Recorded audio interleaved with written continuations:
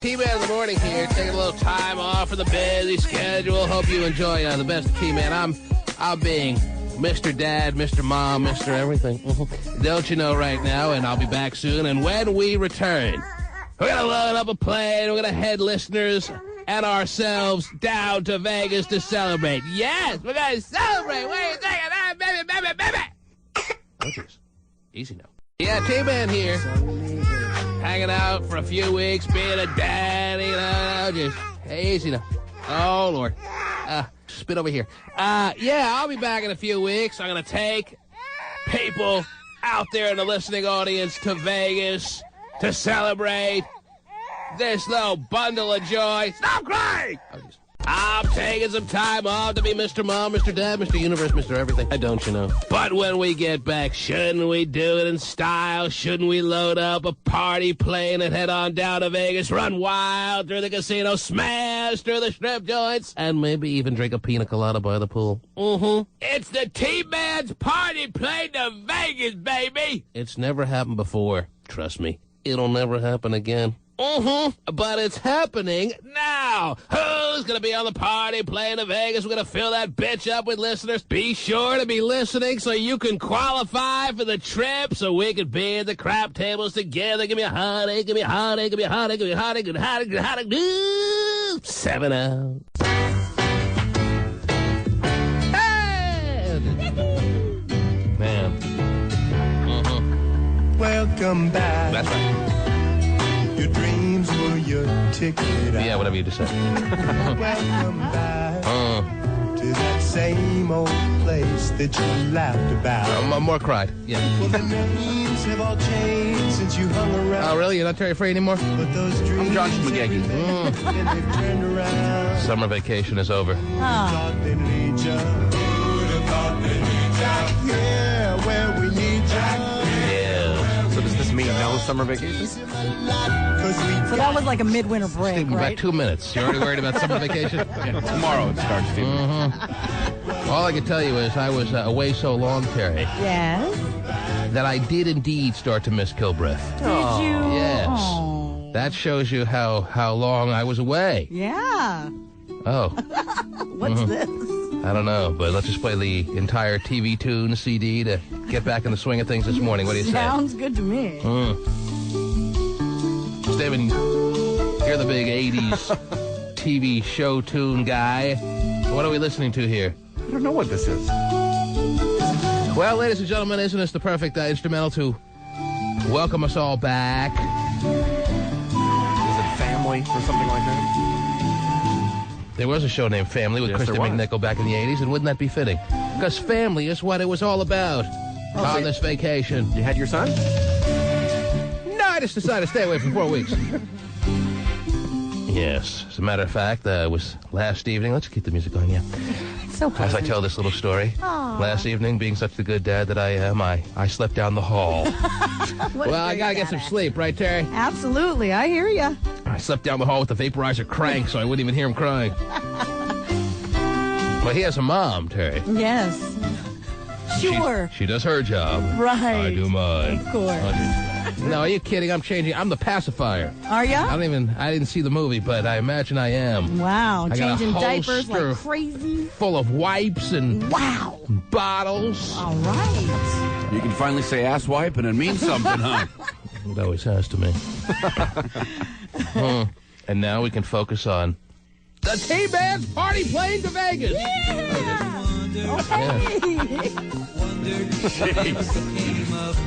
I mean, not really. I'm living on the air in Cincinnati. Oh, my yeah, God. close enough. Cincinnati, WKRP.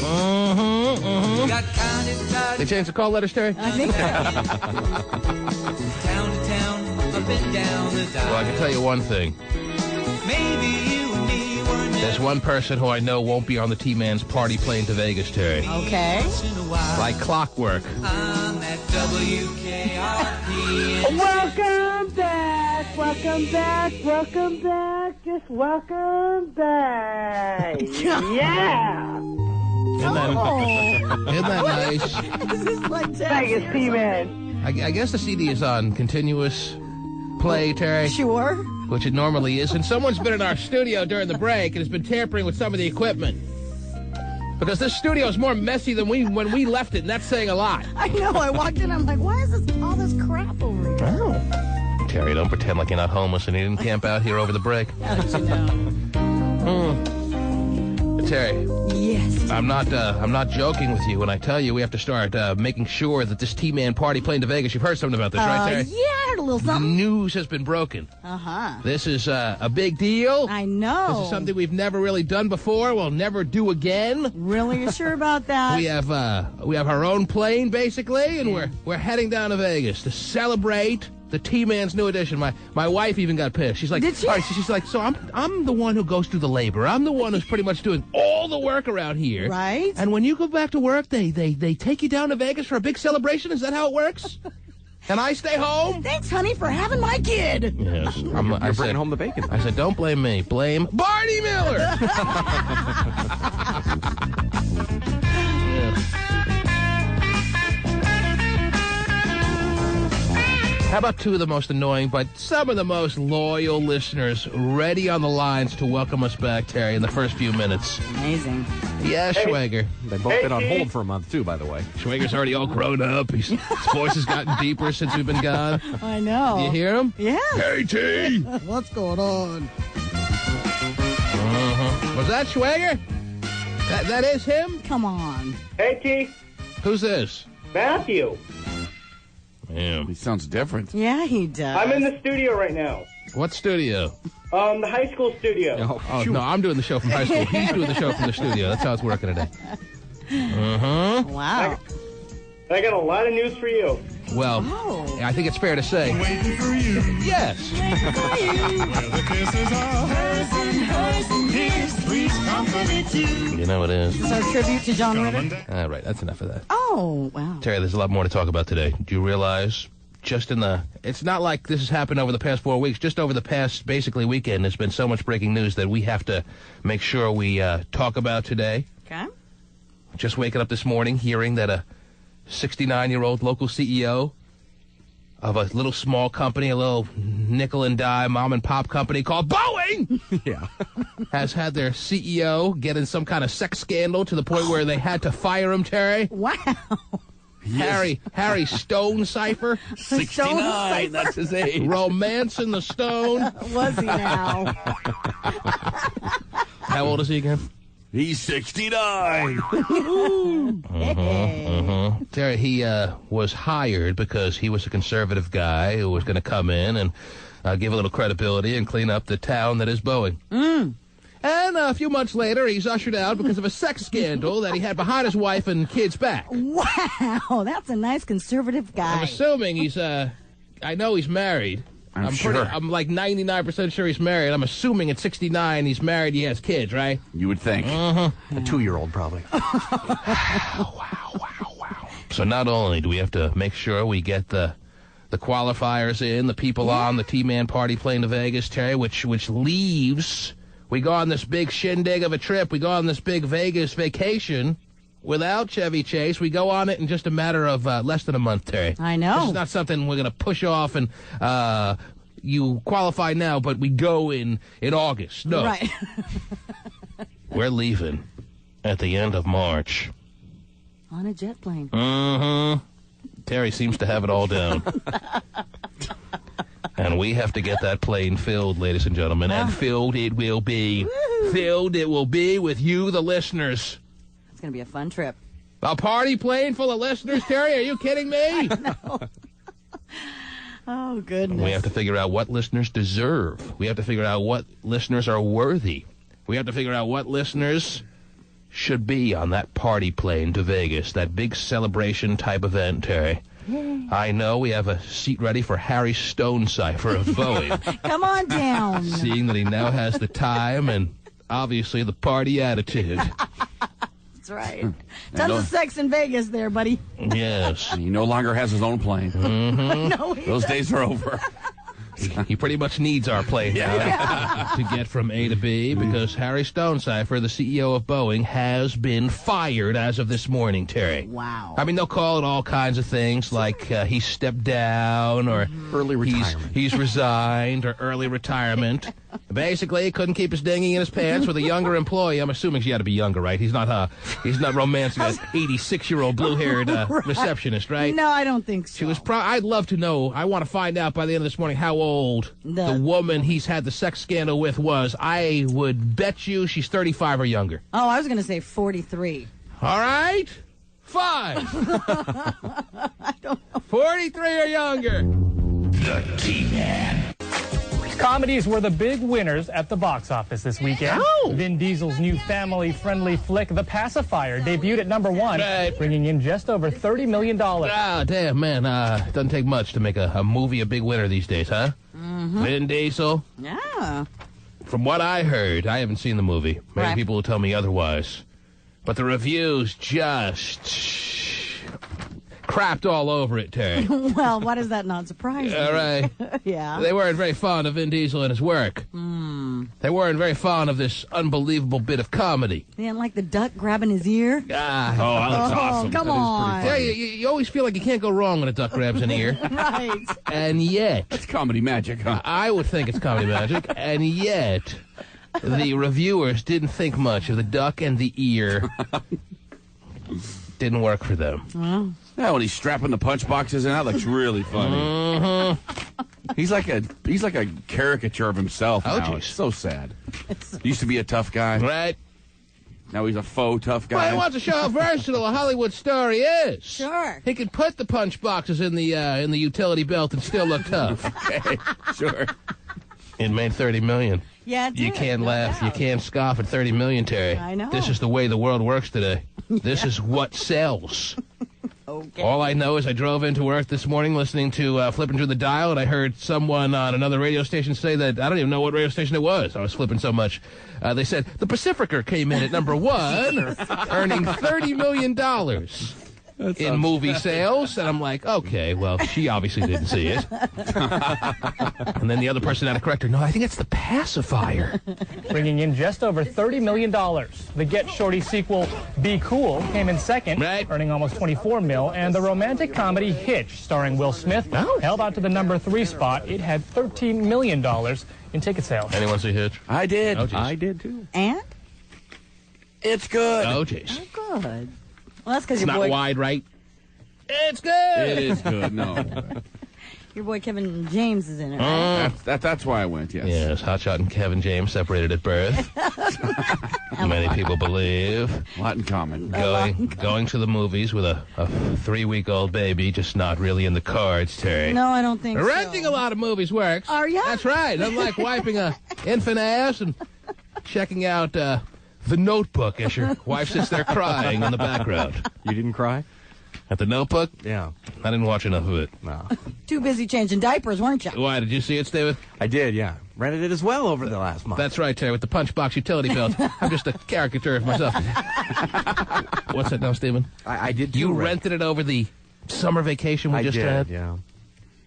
You More like didn't. midwinter break. So, in other words, you and Angela were having similar thoughts on movie rentals over the little break we had. That's right. You both rented The Notebook. Quite the connection. Uh-huh.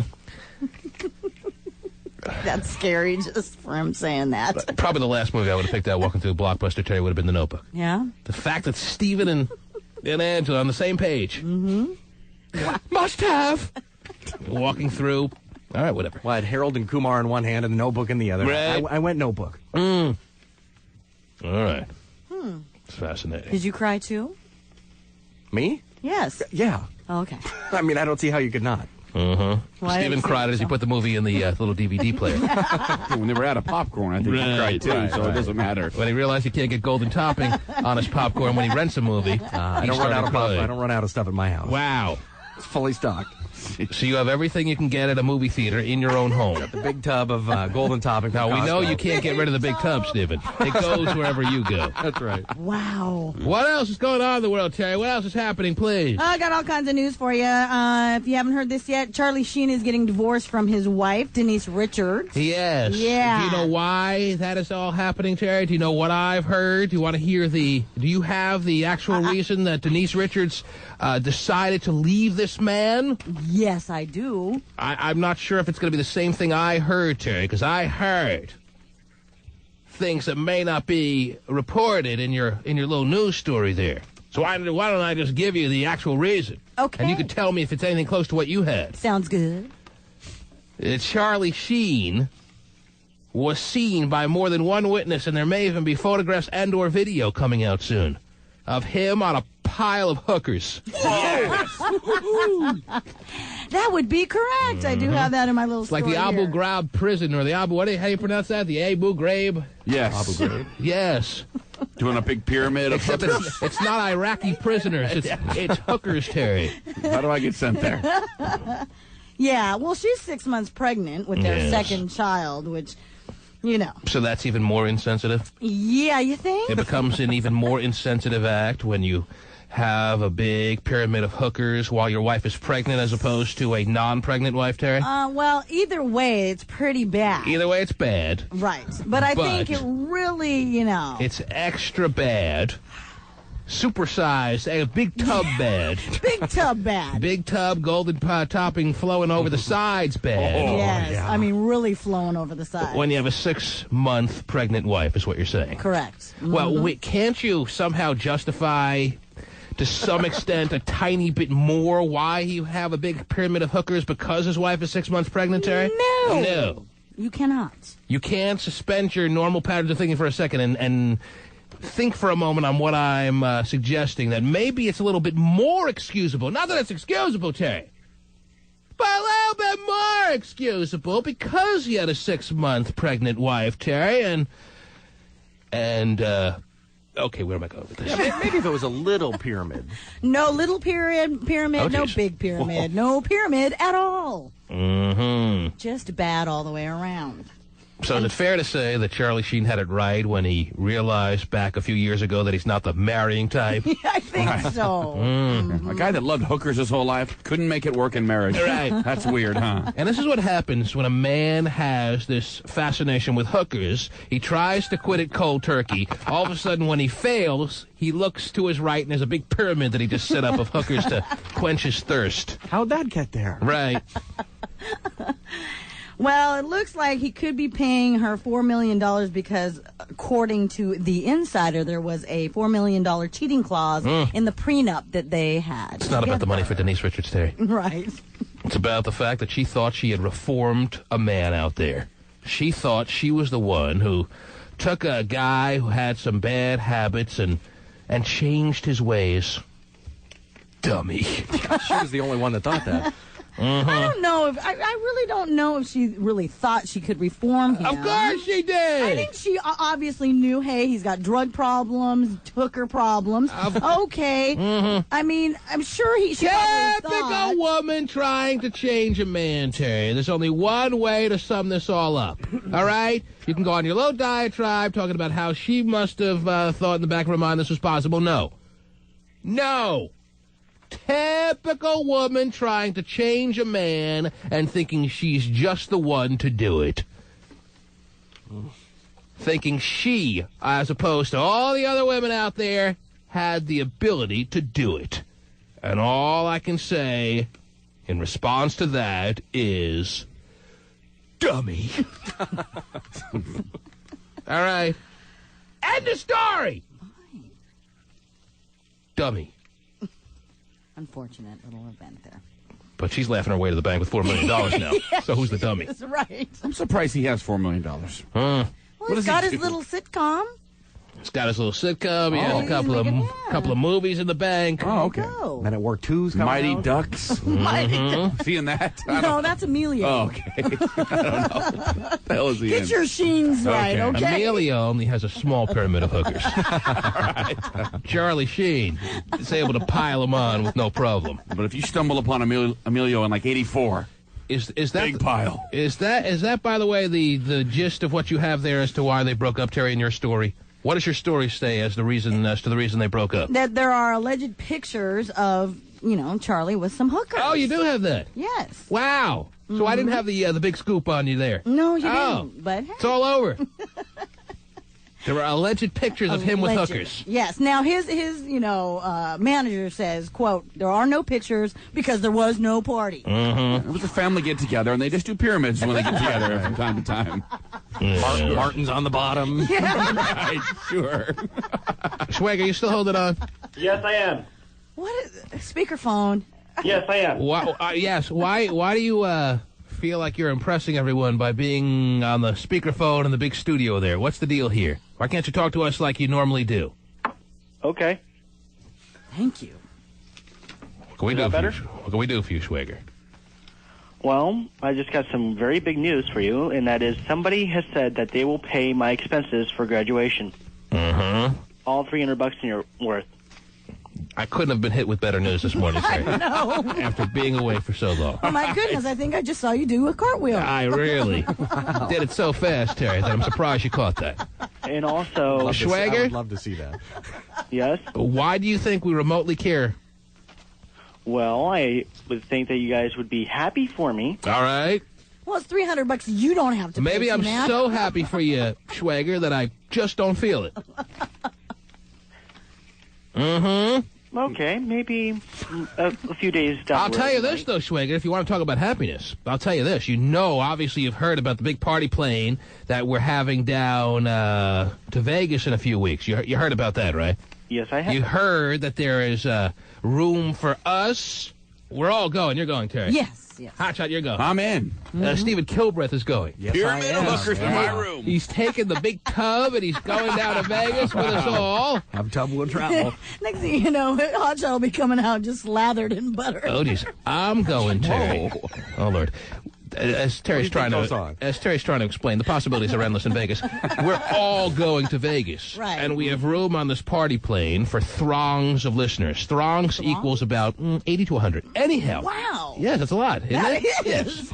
God. I can tell I you. figured it was a small number, like, 20, No. 25. No. You're talking And everyone that wins gets to bring a guest, Terry. Oh, so my the gosh. numbers multiply. Oh, jeez. Wow. And so do the family of listeners. Anyhow, one person who certainly will not be a part of the party plane to Vegas I knew this was going to happen. is on this phone line right. Well, why would you want to go anyway? You're not even 21.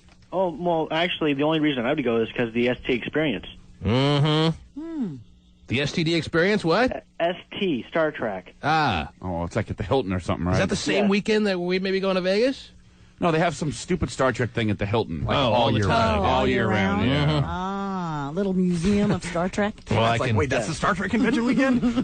Yeah, I'm out. Change Cancel. it. It's now the Eric Powers party plane. Well, Schwager, it's not a party plane you would want to be on anyway. You're not the partying type. You're not the Vegas type. You're more the school with the janitor and the. Well, actually, that week, I don't have school. Yeah, but you want to be free that week. You don't want to be tied down to commitments like going to Vegas and all the stress involved in that, right? Right. It's my senior year. I got to do something weird. All right. Well, Schwager. How about just being you is enough? Yeah, if Oh, you can't thank find, you, Terry. If you can't How find nice money of for you. new shoes, you probably don't want to go on vacation. Yes. And even though when you get on the party plane to Vegas, you get your airfare and your hotel room and everything else paid for, we don't pay for your gambling. Right. Right. All right? That Not would be that you cool. could gamble. Or an occasional meal, too, we don't pay for. Stealing saltines from the buffet, probably not the best way to go. So what we're trying to pretty much tell you is, Schwager, not that we even know if you were interested or not. This is not for you. This is for other listeners, but you're not one of them. You agree or disagree? I sort of disagree. Well, Schwager, doesn't matter what you feel. I don't see you on this plane. Okay. All right? No hard feelings. No hard feelings. Okay. There's still that good news of you having your senior stuff paid for. What did he say was paid for? His whole senior graduation. Right. thing, yeah. Class ring. Yeah. Capping Wow. gown. Well, how did this happen? Who decided to do this for you? There's a They had extra money with the tsunami relief or what? There's This a guy from company Greece that keeps emailing me. constructed a site called hshotties.com, Right. and they said if I advertise, their site, they'll allow me to do this If you advertise their site where? on my website and assorted places. The world's getting weirder and weirder, Terry. Assorted places. The Pacificer is the #1 movie. And now Schwager gets all of his Graduation stuff. graduation stuff paid for because his site is so popular that someone's going to pay for his graduation stuff if they get some free advertising on his site. He had to paint an ad on the side of the And trailer, also too. other places. Right. Okay. On your forehead, like I read about, some dude sold advertising space on his forehead. No, kind of like just saying, go to hshotties.com. All right. Yes, and certainly they saw you as the spokesperson for HS Hotties. That stands for High School Hotties. Oh, Really? Well, even more so now than ever before. Stephen, what do you got there? You are the perfect spokesperson. Yeah, right. I'm surprised a guy that hated high school like you wants a class ring. It's pretty weird. Well, out of all the Now, stuff he's the I've been type to through wear the here- class ring for the rest of his life, though. The last place he graduates from? Mm-hmm. No question. Oh, jeez. Very funny. Schwager, what is your comment about the Boeing CEO, this Harry Stonecipher, who's been in charge now for less than a year, being taken down because he had a sexual relationship with a fellow employee? What's your comment on that? All right, no comment. That happens. Oh, okay. Whatever. And it does happen, Terry. Yes, Right. it does. Obviously, in this world of business, in the great old U.S. of A. Mm-hmm. But rarely does the company, and this, of course, being a major Fortune 500 company, Terry, rarely do they put out a press release saying that the guy's being fired, the guy is stepping down because he had sexual relations with a fellow employee. They'll do everything they can to cover it up. Right. Save the guy a little bit of embarrassment.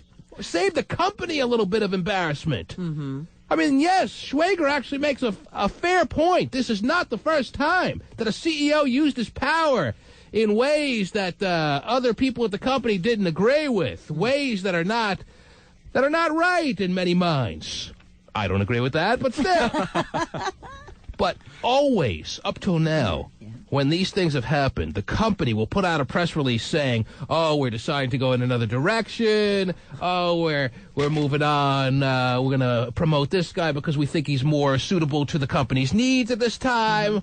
But no, Boeing, big, major company, as big as they come in the United States of America, puts out a press release this morning saying he screwed an employee and he's gone. They didn't even cite his health problems for him or anything. No. Nothing like that. You're right. A guy 69 years old, all they had to say was due to some new issues with his health, Right. Harry Stonecipher has to step down. No. They decided to just call it as it is. His health is great. His old shrivelly dinghy came out of his pants, and he's being fired for it. There you go. Trying to set an example, man. We're not going to tolerate this here at Boeing. Unbelievable. You do it in the parking lot, not in the office. The T-Man.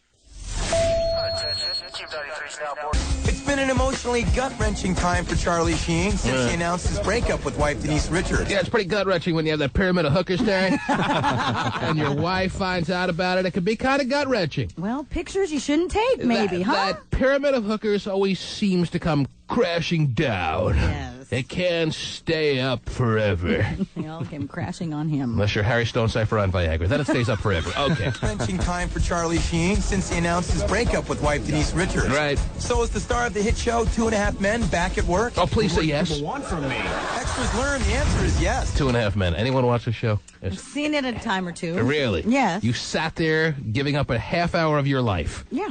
to watch 2.5 Men. Yes, I even chuckled. Really? Yeah. Whoa. Got a little That's chuckle. big. Yeah. That's pretty The big. show was named after the amount of listeners they have. Well, they would have viewers, but who's counting? Anyhow. I guess so. Or most people watch with their eyes closed, I'm sure. So is the star of the hit show 2.5 Men back at work? Yeah. What more do you people want from me? Extras learn the answer is yes. In fact, he never left, and this has caught the attention of the studio. Warner Brothers issued a statement which reads in part, Well, when women leave Charlie Sheen, he's so used to it, he doesn't break stride as far as his life's concerned, Terry. Keeps on rolling. Wife, schmife, whatever. She left. She found out about my hookers. I'm not missing a day of work. and this has caught the attention of the studio. Yeah. Warner Brothers issued a statement which reads in part, while we regret to learn of his marital situation, Sure. it has in no way affected his professional commitment to the series. In no way. Very good. Charlie's a veteran of women walking out on him, realizing that he's scum. But he wouldn't have it any other way. Well, He's actually lived a pretty cool life. And now he'll be on the pyramid with Donny Osmond later. Wow. Probably. How many men out there right now would love to see a press release talking about how their wife left them because she found out about the pyramid of hookers they just assembled a few days earlier, Terry? And that's the deal. That's the reason that we're all hearing that Charlie Sheen has been left by his wife, Denise Richards. Already one child, another one on the way. She's 6 months pregnant. She found pictures of him engaged in activities with a slew of hookers. Just saying that sounds fun. Engaged in activities, Terry, with a slew of hookers. yeah. Mm-hmm. And not a condom in the room. Wow. Not good. How about that? Oh, God. How about that? I thought she'd be freaky enough for him. Wow. Didn't she? What, Well, didn't everyone she have that assumed- movie with what was Wild it? Things, yeah. Yeah. And movies tell it all. Everyone assumed when Denise Richards was marrying Charlie Sheen that she was the type that understood his wild child lifestyle, his wild man kind of existence, his wild card kind Wild of card. behaviors, Right. and she was going to be okay with it. But obviously not the case. Nope. And good for her, by the way. I said, obviously, Terry, not the case. Case. Wild card. Wild card. Because she's gone. She is. She's taking her $4 million and leaving. Both kids, too. Yes. Interesting. Yeah. What else is going on in the world, Terry? Well, I have some news for you about Paul Allen. All right. Apparently, he was at a party recently. Slow hookers, Terry. No slew of hookers, but talking with Shannon Doherty and asked her for her phone number. Yes. And Shannon Doherty gave it up. She geez. actually. What about the phone number? She did give up the phone number. Oh, there's the phone That's number. what I'm saying. Oh, I see. I don't know if she's given it up yet. Well, but she can use a couple of bucks, Terry. I can tell you that right now. She hasn't really been able to keep the career going in some kind of stable fashion. I know. So Paul Allen asks her for her phone number. Her phone number, yeah. And she immediately writes the digits down and sticks it in the Paul Allen trousers. Well, I guess so. She did joke about, getting some stock from him. I bet, but yes. but still gave the phone number up. So, see what happens. Some stock. Can I have some of your stock? Yeah. Terry, if I go to the EMP later and see her as a ticket taker, I am not going to be surprised. Right. She does need a couple dollars, right? Yes. So that's the stock, huh? She Well, got fired from scare tactics. That's not good. she's been fired from everything that she's done. Yep. Charms. Even scare tactics. Yeah, has now a Baldwin hosting. Baldwin, which is pretty scary. When you have to be replaced by a Baldwin, you know your career is not going well. Baldwin. Nobody here knows his first name. Terry, if I ever am off the air and you hear me replaced by a Baldwin, You mean if I walk in here and I see a Baldwin sitting there? you'll know that things are not good. That's right. Don't know which Baldwin, huh? They actually considered replacing her by a Baldwin on 90210, Terry, but they decided it may not go over well with the audience. Yeah. Her kissing, the Baldwin kissing Luke Perry like that, the audience wasn't ready for that. Yeah, I doubt it. Wasn't prepared. So she gave Paul Allen, how about that little dirt dog? Yeah. But the difference here is Paul Allen owns the companies he works for, Terry. Right. When he drives into work, parks in his business parking space, and goes up to the office, he owns that corporation. Yes. He's made his billions. Harry Stonecipher, just a mere CEO. And if you're just waking up this morning and haven't heard the breaking news... Thank you, Stephen. I was waiting for something. Harry Stonecipher, CEO of Boeing, for less than a year. Has it been a year yet or no? 2003 he was hired. So Really? So it's been more than a year? Yeah, it was like Barely. December 2003. Man. Yeah. Oh. How old are we? Anyway, Yeah. he has been fired. Even though they'll say he resigned on his own. He was pushed out as hard as you can be pushed. That's right. Because, as the press release reads, of relations of a sexual nature with a fellow employee. Unbelievable. 69-year-old man, Terry. You know what it comes down to, Terry? Viagra has ruined many a career. That's what it comes down to. Is that it? This man would not be involved in this kind of situation if it were not for that little blue pill. This little blue pill has turned this world topsy-turvy. Topsy-turvy. You think his wife is liking reading this morning's? Harry Stonecipher's married, Terry. It has been confirmed. You think his wife likes waking up in the morning and reading about how her husband was fired? Her 69-year-old husband was fired? Because of sexual relations with an employee when he hasn't boned her for 20 years? I know. How do you go home to your wife and explain that situation? He hadn't had sex with his wife for 20 years. I guarantee you, Terry. She's laying there in the lingerie. Tried again last night. No takers. Man. And she has to read about Oh, my goodness. how he got fired because of sexual relations with a fellow employee. A man who was the top executive of one of the most major companies in the world, but couldn't keep it in his pants. Wow. That's all you have to do. 69-year-old man, Terry. What is? So the executive that he had the little affair with must be a real hot number or something, I guess. By the way, the press release says here that this female executive, yes, she's an executive, so he wasn't going to the bottom of the barrel of Boeing employees. Wasn't just some wing repair woman. Rivet screwer. Okay. Right. No, that's him. Rosie the Rivet? It was an executive. Wasn't like he was walking through the assembly line and picking out his favorite little redhead. Oh, she looks hot in coveralls. He did pick an executive. The press release says that the executive is going to stay on. Her job is not in any way jeopardized by what has happened between her and Harry Stonecipher at Boeing, Terry. Even if she was the one who was romancing the stone. If it's beyond their code of conduct, wouldn't it be both of them? You would think. Yeah. That's kind of In a crazy. reciprocal kind of world that we live in, not really, you would think that they both would be terminated. Maybe she's single. Just dating a coworker. Some co-worker she's dating. She picked an interesting one. Man. Maybe she didn't know. Okay. Well, he was my secret Santa, and I fell in love with him, and I don't know how it all happened, but before I knew it, I was romancing the stone. Stephen, we don't have that song. Is there even a song? There is, yeah. Eddie Grant. I thought there might be. Awful song, but yes, there is one. Who sings it? Eddie Grant. Eddie Grant? Yeah, his big hit after Electric Avenue. No way. True story. Wow. I'm sure we have Electric Avenue. Well, you're the one up there with the catalog of music. If you can find Electric Avenue, I'm more than ready to hear it. Really? Okay. Yes. Oh, he found Oh, man. Yeah, it's electric. This female executive looked at, too late. Want to start over? Yeah, start over.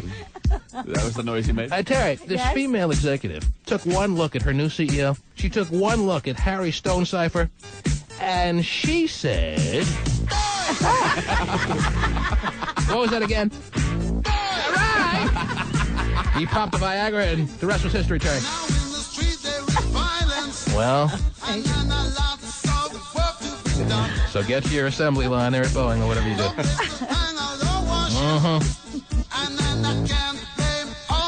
Okay. Yeah. Where's the stuff? Oh, that's right. Ah, yes. Anytime you want to start fading that out, Stephen, I'm more than ready. Stephen has really mastered the slow fade, huh? Yes. We bring it back up, Stephen. Yeah. Oh, it is. we can talk about.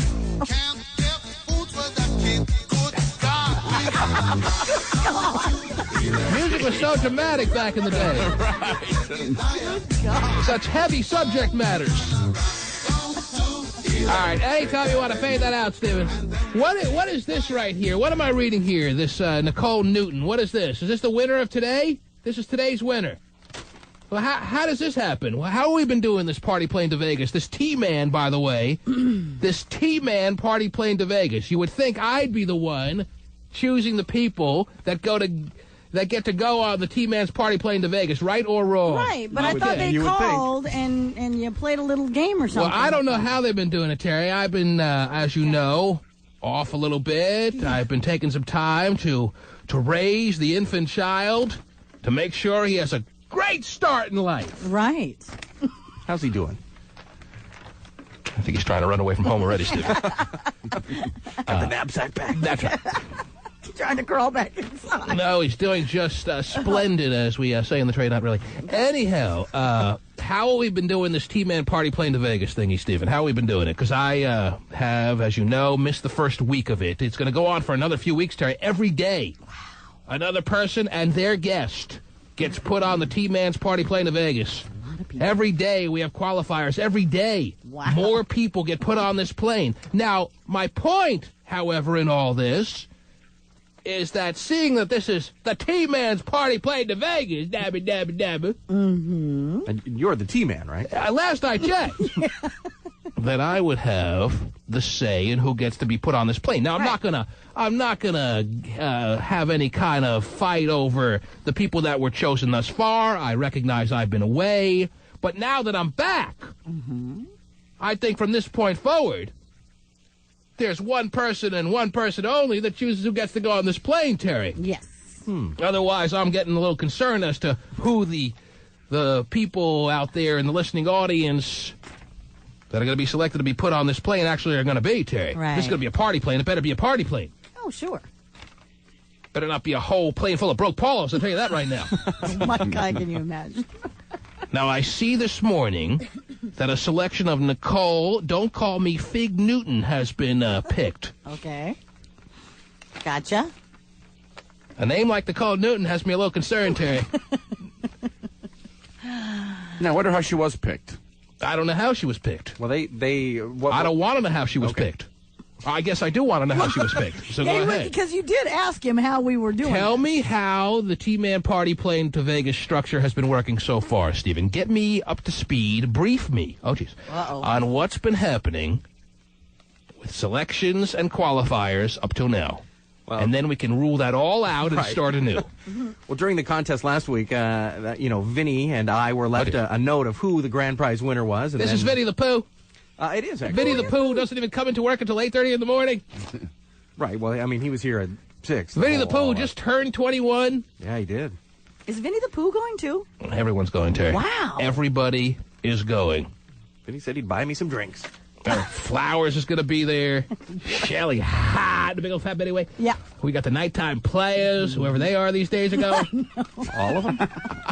There's only 2 last I checked remaining, Stephen. Yeah. It started out with 15 nighttime players. They're down to 2.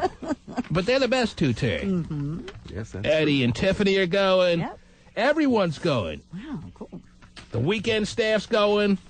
Terry, you fill a T-Man party plane to Vegas, you don't leave anyone out. That's true. They even said to me, do you want to bring the part-timers? Yes, I want to bring the part-timers, whoever they are. Yeah, never met them, but come on. The Hot Patrollers. Oh, Really? yeah, they're coming with. Wow. Yeah. Romance in the stout. Sue the controller? Who's this now? All right, so you tell me how the whole particulars have been working up till now, and let's all figure out what changes need to be made. Go ahead. Well, we've been announcing the grand prize winner in the 6 o'clock hour. Which, that's getting ahead of ourselves. How do people qualify? What do people been? I've listened from time to time in between cries and spaz attacks by the baby, and I have heard that they've been playing blackjack. Yes, right. How exciting! They've been playing blackjack all through the day to qualify people. Now, I don't think they should be playing blackjack because I think everyone that calls in on a particular show should qualify.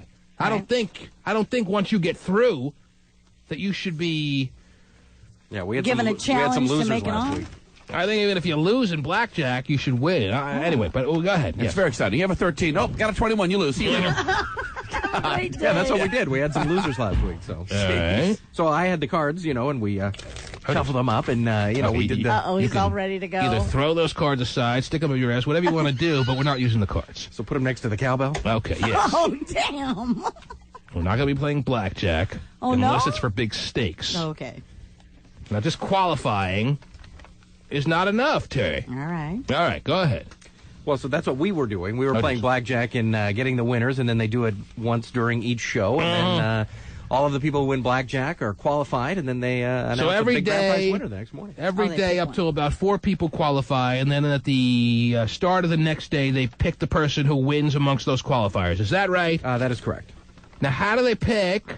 What's the criteria in picking the one that is the ultimate winner amongst the qualifiers? I'm not sure. They put the names in the hopper and they pick it out. Why do I doubt that? Say, there you go. I don't know. I want to know how they're picking the winner. The person that weighs the less. I doubt that. Is the winner. Well, that's fun. With us on the plane, they need to work out the weight. Yeah. Plane can only hold. Well, who's picking them, Stephen? Well, I would assume that, somebody in promotions. Well, who's in promotions these days? I've been away a while. Well, Jen Dalton. Still Jen Jen Dalton. Dalton. Yeah, she's still here. It's the Jen Dalton party plane to Vegas. Well, no. Get me Jen Dalton's number immediately, please. All right, so then we're left the name, and then we, make the big announcement. Oh, congratulations. You're on. Yes. And you've been calling that person every morning? We didn't call them, no. You just announced their name? Yes. Because I have in front of me this morning, and this is the last time Jen Dalton or anyone in promotions is going to pick the winner. Okay. From now on, let me say, we will pick the winner, Terry. Oh, okay. I was actually at a meeting during the break, and Yes. this came up, and I said, so we're not T-Man's not picking the winner, and they said no. That's what they said? Yeah. Whoa. Well, then I'm out. Okay, It's then I'm no out. longer the T-Man party plan? Is that what you're saying? I said, I think he should pick the winner, and then they said, well, we'll figure that out when he gets back. Well, trust me, they figured it out now. Yeah, They're really tough when I'm away. Yeah, I know. All right. He's not here, so no. Party plane to home. Okay. Hope you like it. You have to dial 1 for her number. Oh, really? Yeah. She's too cheap to change her phone. It's crazy. The day I came in, there was a meeting that I got roped into. Whatever. You love going to those meetings. I do, actually. Nothing else to do.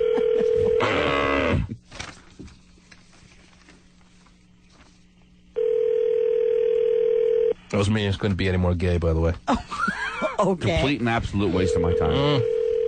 So let's go around the room and tell everybody what's new in your life. Yeah. Yeah, you gotta understand the point of why we do that, though. Jen. Sorry I missed your call. Please leave your name, number, and a brief message, and I'll get back to you. And she doesn't even pick up the phone when we call? Come on. Wake her up. The hell? Well, she knows there's no reason to pick up the phone. It's going to happen one of two ways. And that would be... Either we start picking the people that will fill up this plane that we have chartered to go to Vegas or whatever. We're taking a plane, right? Yeah. Yeah, right. No, we're all on a bus. Either we start picking the people that go on this plane, Right. or the T-Man's out. Wow. Whoa. Easy enough, right? Party's Easy over. enough. Now, I'm assuming there'll be no problem that they will, you agree, right, Stephen? Yeah, I do agree. Okay. And they will say, all right, T-Man, you start picking the people, and then that's good. We're all good. Yeah. And I'm happy again. Good. And I'm excited about this trip to Vegas, Terry. Yeah. It's never been done before. I know. We'll never do it again. Oh. Everyone's going. And so are a lot of listeners. Yeah. Now, we have to qualify a listener right now, don't we, Stephen? Yes. I've got the cards right here. Put them away. He told you. We're not playing that. That's good. Put the cards away. But break out the cowbell, though. Okay. Really? Yes, I missed that thing. Please. Oh, that's awesome. All right, find me, Pasty. Find me 3 people that want to qualify to go on this extravaganza to Vegas, please. Amongst those ringing phone lines, we have all 73 lines ringing. I'm assuming they're all ringing because they want to go to Vegas, Terry. Yeah. Why shouldn't you want to go to Vegas? Hey, why not? I understand how this big shindig is going to work. They asked me all about it. I told them what I wanted. I said I want everyone to do their shows from down in Vegas. Ooh, cool. And then I want a big old party on... big old party! On a room... Jeez, it's been a in while. the hotel. I want a designated suite. Cool. I want the penthouse room. Nice. Ooh. And then I want a big party for all the listeners that make it. Now... Yes. What kind of listeners do we want to be on this party plane to Vegas, Terry? Someone that wants to join the Mile High Club. Oh, yes. Oh, I'm sorry. Easy. Was that out loud? You said that out loud. Okay, sorry. Whoa. It's the medication. That Well, happens. I'll tell you this. I know 2 people that I want to go to Vegas that don't even have to qualify, that I'll put in right now if they are interested in going to Vegas. I read over the time that we were off, Terry, that Mary Kay Letourneau and Billy Fualau are getting married. Yes. Oh, boy. They're registered and everything. So why don't we leave 2 seats on the T-Man's party plane open for those 2 to have their bachelor and bachelorette party down in Vegas when we're all there, Terry? Okay. Let's do that. Does that sound good? Sounds good to me. Let's just get them married down there. We Okay. can all That'd be attend. That'd be fun. I already bought them the salad tongs. Oh, it is. I got him a mini muffin maker. The possibilities are endless here, Terry. Yeah. And having Billy Fualau and Mary Kay Letourneau's bachelor/bachelorette party down during this time in Vegas is just one of the many festivities that can go on during our time down there. Wow. It's April 16th is their wedding. So, ladies and gentlemen, that's perfect timing because we're leaving on this big old trip to Vegas in a few weeks. Mm-hmm. As I said earlier, this is not one of those deals like concerts you hear about. You buy the tickets in March and the concert's in September. No. Right. We fill up, we qualify, you get yourself on the party plane, and we leave in a few weeks. Yeah. And 2 of those seats have now been made available for Mary Kay Letourneau and Billy Fualau, should they choose to have their bachelor and bachelorette party with us, Terry. God, that'd be fun. Talk about a pyramid of hookers. Down in Vegas. We'll take out Billy, Terry. Yes. And you and your girls. Oh, boy. Oh, man. Do you have girls, Terry? Well, I will on this trip, yeah. I mean, I got Shelley Hart, I got geez. Karen Wilde, I got Tiffany. It's my girls. Sure, Mary Kay's probation officer will love this idea. Oh, is that? Actually, that's an interesting point. Well, then bring her. I wonder if Mary Kay Letourneau... Bring her probation officer. You're really going to have a great time with Now, it. usually we'll put it over the top. I wonder if Mary Kay Letourneau's probation does not allow her to leave the state. Usually, Terry, I'm very, very well-versed on probation. Yeah. I think that she's not allowed to leave Washington State. But there are special circumstances that you can try to convince your probation officer of that will allow an exception to be made. Now, if this isn't an exception, I don't know what is. That's Well, right. everybody she's going with is from Washington. Exactly. She's got Washington State all around her. It's the T-Man's party plane to Vegas. It's her bachelorette party. She'll be under the supervision of the T-Man. Oh, boy. yeah, there you go. That's a lot of supervision. Green light, then. Go ahead. Remember, it worked for Hammy before the Sin City Survivor last yes, year. it did. All we had to do was write a little letter. A judge in Seattle saw fit to let the ham sandwich man be on an RV down to Vegas because he realized the magnitude of the event. Because of that precedent that was set, I don't see any way that a judge will not allow Mary Kay Letourneau's probation to be lifted for those few days that we go down to Vegas family style, Terry. Oh, Boy, it's kind of like Beppo when you eat their family style. I love that. Yeah. now, hopefully there won't be a Boy Scout convention that week in Vegas, Terry. Oh, boy. If there is, I'll make sure the probation officer knows that Mary Kay Letourneau will be kept far, far away.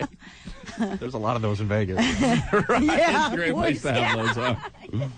But- Rubbing 2 sticks together to start a fire. That's a whole new meaning. I can tell you this. I'd love a Samoa. Anyway, no. Oh, those are good. I just had a few yesterday. Anyhow, A lot of things on the registry are already purchased. it's funny. I just got my Girl Scout cookies delivered to me yesterday. You really can't say no to people that come to your house, can you? It's really weird. How do you say no to a couple of 9-year-old girls with dimples? Oh, You have like a garage. I mean, when it comes to cookies. Right. A garage full of stuff you don't want. That's right. It's hard to say no to them when they come right to your door, though. Anyway, I'm going to bring in boxes and boxes of Girl Scout cookies later this week. Anyhow, Tasty. my point again. I'm being very serious here. I don't think Mary Kay Letourneau's probation officer is going to decline her request when she realizes the offer has been made to be on the T-Man's party plane to Vegas, Jerry. Right. Billy Full would have no problem. He's not on any kind of probation, obviously, so he could have his bachelor party during the time with the listeners that we're all down in Vegas in a few weeks, Terry. Yep.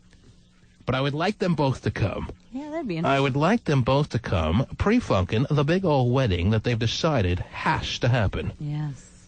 Now, whether or not we agree that this wedding is a positive step in their lives, that's a whole other conversation, Terry. I know that.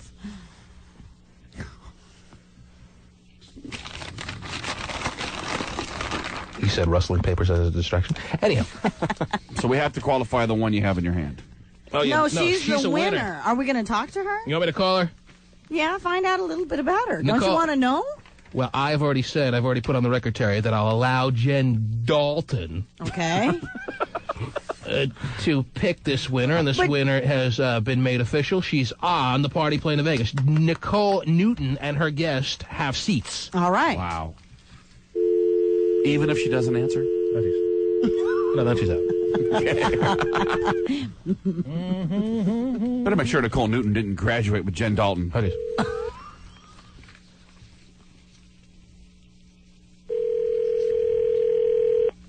She's born 9/2/83, which makes her what? 22 years old? 23? 22? 20. Anybody born in the 80s, welcome to come. Hello? Hi, is this Nicole Newton? This is her. How you doing, baby? Good. This is T-Man. You're on the radio right now. Really? Yes. Do you remember? How are you? Do you remember qualifying for the T-Man's party plane to Vegas? No? Okay, great. Bye. Do you remember qualifying for the T-Man's party plane to Vegas? Yes, I do. You do. Who did you win with? Yeah, who did you win with? Whose spectacular show did you win on? I forgot. Oh, forgot? You know why she forgot, Terry? Why? Because she doesn't listen to that show ordinarily. Right. Because she's a prize pig. And going... I mean, you got to remember the name of the show or the people on it that you won on. It was a T-Man show, but I didn't get to talk to you. Oh, it was on our show. It was during the spectacular reruns that we've been running for the past 9 weeks. Right. Oh, So you won on this show. Is that right? well, it was during that time in the morning, but that wasn't when you were there.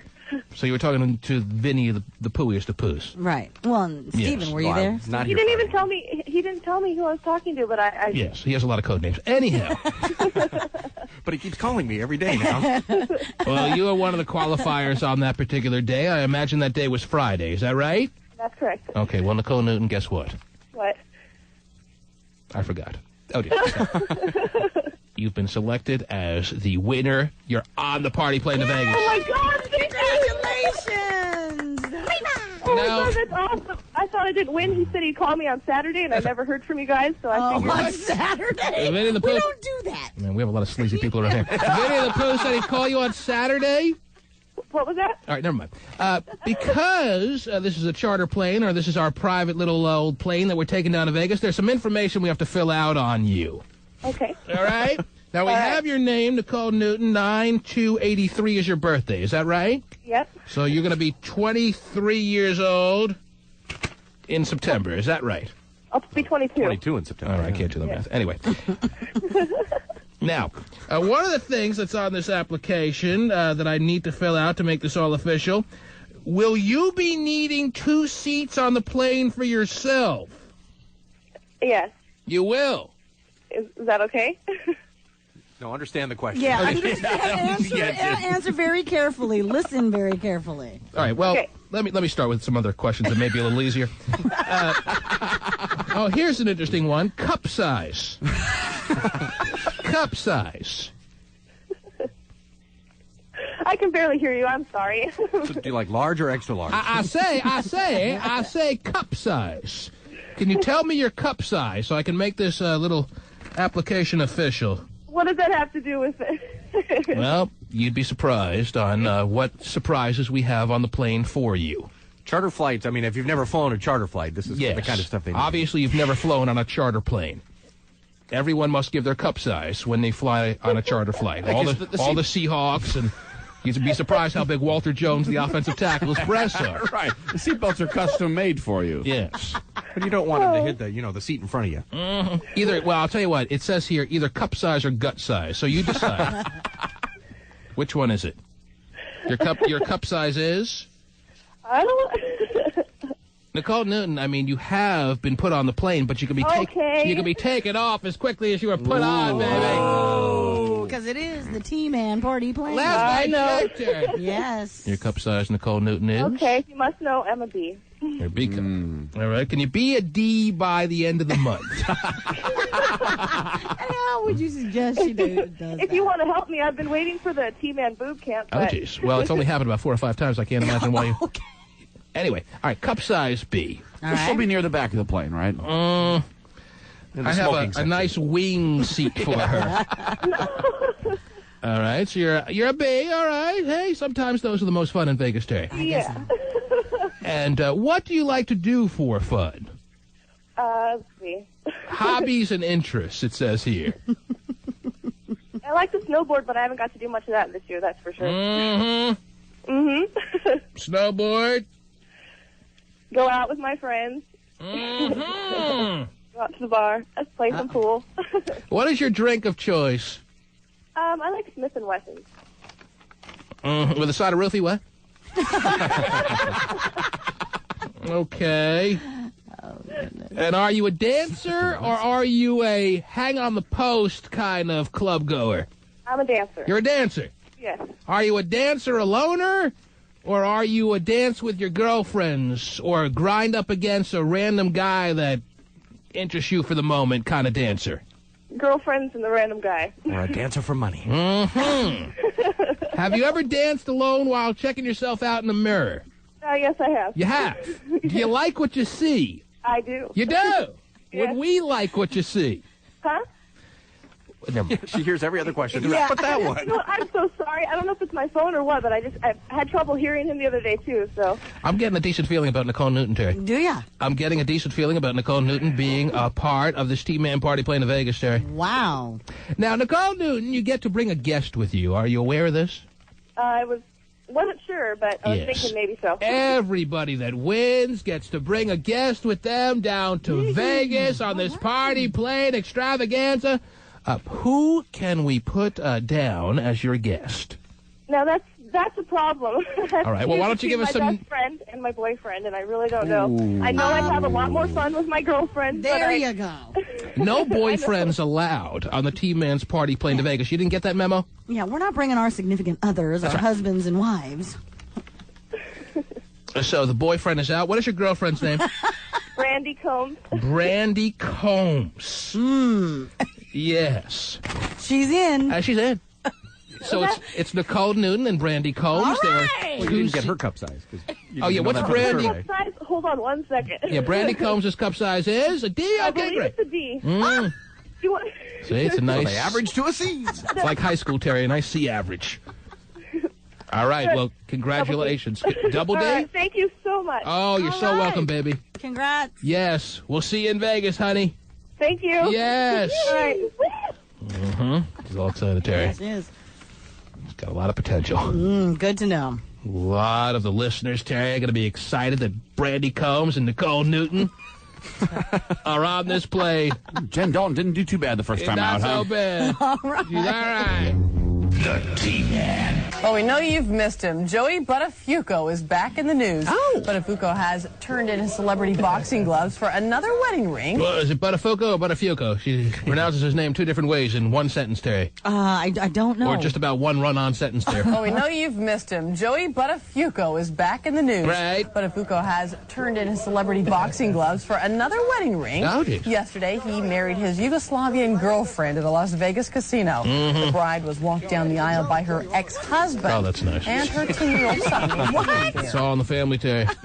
And I heard she wanted put in the vows that she's not allowed to get shot. Whoa. Yes. Yeah. Love, honor, and obey, and not be shot in the head. Pretty good solid vow. Not too much to ask for a new bride, right? Right. Okay. The bride was walked down the aisle by her ex-husband, and her 10-year-old son was the ring bearer. You may remember Buttafuoco for his 1992 affair with Amy Fisher. I guess she's going with Buttafuoco now. Okay. It's 2 out of 3 wins. She spent several years in prison for shooting his then-wife, Mary Jo. Where does it end, Terry? I don't know. Away a few weeks, and already the world is upside down yet again. Buttafuoco's remarried to some Yugoslavian model. Is that what I heard? Yeah. Man. If you're just waking up this morning, yes. It's not even in the morning papers, Terry. It happened just over the past number of hours to the point where the morning newspapers didn't even cover the breaking news. And I wonder, Stephen, you can tell me, you're the news reporter here, are the Boeing workers even able to go to work this morning knowing they have no leader? Yeah, it's tough. I can't imagine. Can you work on the plane? Can you turn the screws? Can you fix the wing when you know there's no one in charge? Wait a minute. Do I turn left or right? I'm completely confused this morning. I have no buddy to supervise. The CEO of Boeing has been ousted. Yeah, thousands of rivet screwers saying, you mean having sex with a coworker's wrong? Unbelievable. Hey, if your leader's doing it. Why not, huh? Terry, the press release is amazing to me. The press release is a groundbreaking type press release in itself. Usually, especially a major company like Boeing, obviously as major as it gets with your Fortune 500 companies, not usually, but all the time, I'll correct myself, when something like this happens, the PR department will go out of their way to, yes, fire the person more times than not, but put out a press release that's so vague, that's so camouflaged, that you have no idea why the man was fired. Right. Boeing has broken new ground. They've either decided that they're setting a precedent or they just wanted to embarrass Harry Stonecipher because they're so damn angry at what he's done that they didn't care. Yeah. The press release says Boeing Company President and CEO Harry Stonecipher has been forced out because of his sexual relationship with a fellow executive at the company. They didn't try to hide it, Terry. Nope. They came right out and said the old man was screwing around with a coworker. Yeah, when people get fired here, it's like, well, they're trying a different venture. Yeah, they are. Even here. People get fired all the time. Oh, they decided to go in a new direction. Sure. Right. They loved management. They loved everybody working here. Right. And a party will be held for them at the La Quinta later today. Yeah. They're going to live out their dream they've always wanted to do. Starting their own company. And we wish them well. Right. Yeah. Their dream of unemployment. But no. Boeing basically putting it right on the table. Yeah, Harry Stonecipher took out a shrivelly old dinghy and used it on a fellow employee. Yes. That's a quote from the new CEO. That's right. 69-year-old man. So the guy stepping in his place now, whoever that may be. It's James Bell, Terry. Okay. James Bell pretty much knows. It's a sexless existence for him. I was going to say, do they make him sign something that says, look, dude. You think he's going around to some employees right now saying, if you see a freaking word. Right. Yes. Right. But I think he's just a temporary replacement, Terry. He's the temporary CEO because this caught everyone at Boeing by surprise. So I wonder if you can go on Monster.com this morning and apply for the CEO job at Boeing. Let's try and see what happens. Hey, do you think maybe we can do that? Sure. 40 years of aviation experience needed. So if you qualify, send your resume. Man. 40 years of aviation, right? As I said earlier, Terry, don't look any further than Viagra for the reason that this man had his career ruined. Right. Not only does it say here in this press release that he's been ousted as CEO, but he's been kicked off the board of directors, too. Wow. A lot of times when a person loses his job at a company, when he's as high up as CEO in such a major company, he stays on. His seat remains on the board of directors. Right. No. Not for him. You take out that shrivelly, disgusting little dinghy and you're gone. Wow. His wife hasn't even seen that thing in 25 years. Yeah. And she has to read this morning. She has to read I'm sure it'll be all over tomorrow's papers about how her husband was having sex with an executive fellow employee. I want to find out how old she was immediately, Terry. Yeah. And by the way, a seat has been opened for Harry Stonecipher on the T-Man's party plane to Vegas. I mean, geez. We now have seats available. Aside from all the listeners that will be joining us, like Nicole Newton and her little friend with the double D's, Terry. Right. Yeah. Aside from all the listeners being on board, we now have seats immediately available for Harry Stonecipher. So some of our listeners can be romancing the stone, too, Terry. Oh, you're not going to invite the young executive that was... You're assuming she's young, Terry. They always are. Is that Well, is that yeah. I mean, younger than him by far. So the over-under on how old the executive that Harry Stonecipher was having sex with is 40? Yeah. That's a tough one. That's a good line. Because that information to my awareness is not available. Right. How old do you think the executive... I say I'll put every Vegas dollar that I have set aside for gambling on this party plane trip, Terry. I'll put it all on the under. Okay. Wow. All of it! Well, you have high hopes for Stonecipher. You're not a major CEO of a huge company and go screwing around with some 55-year-old worker. No.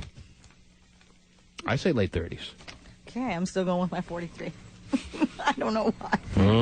James Bell is 56. So. We now have seats available for Harry Stonecipher, Mary Kay Letourneau, and Billy Fualau. Wow. That's going to be a party. That is going to be a party plane.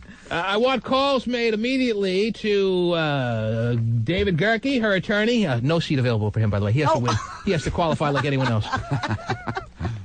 And I want the message out there that Mary Kay Letourneau and Billy Fualau have been invited on the T-Man's party plane to Vegas to have their bachelor/bachelorette party with us in Lost Wages, Terry. Take her to Chippendales. Oh, jeez. Woohoo! Yes. Why don't we just roll back the clock to 1986 while we're at it, Terry? He's got it all mapped out. Chippendales. Not sure if that exists anymore. I don't think it does. Okay.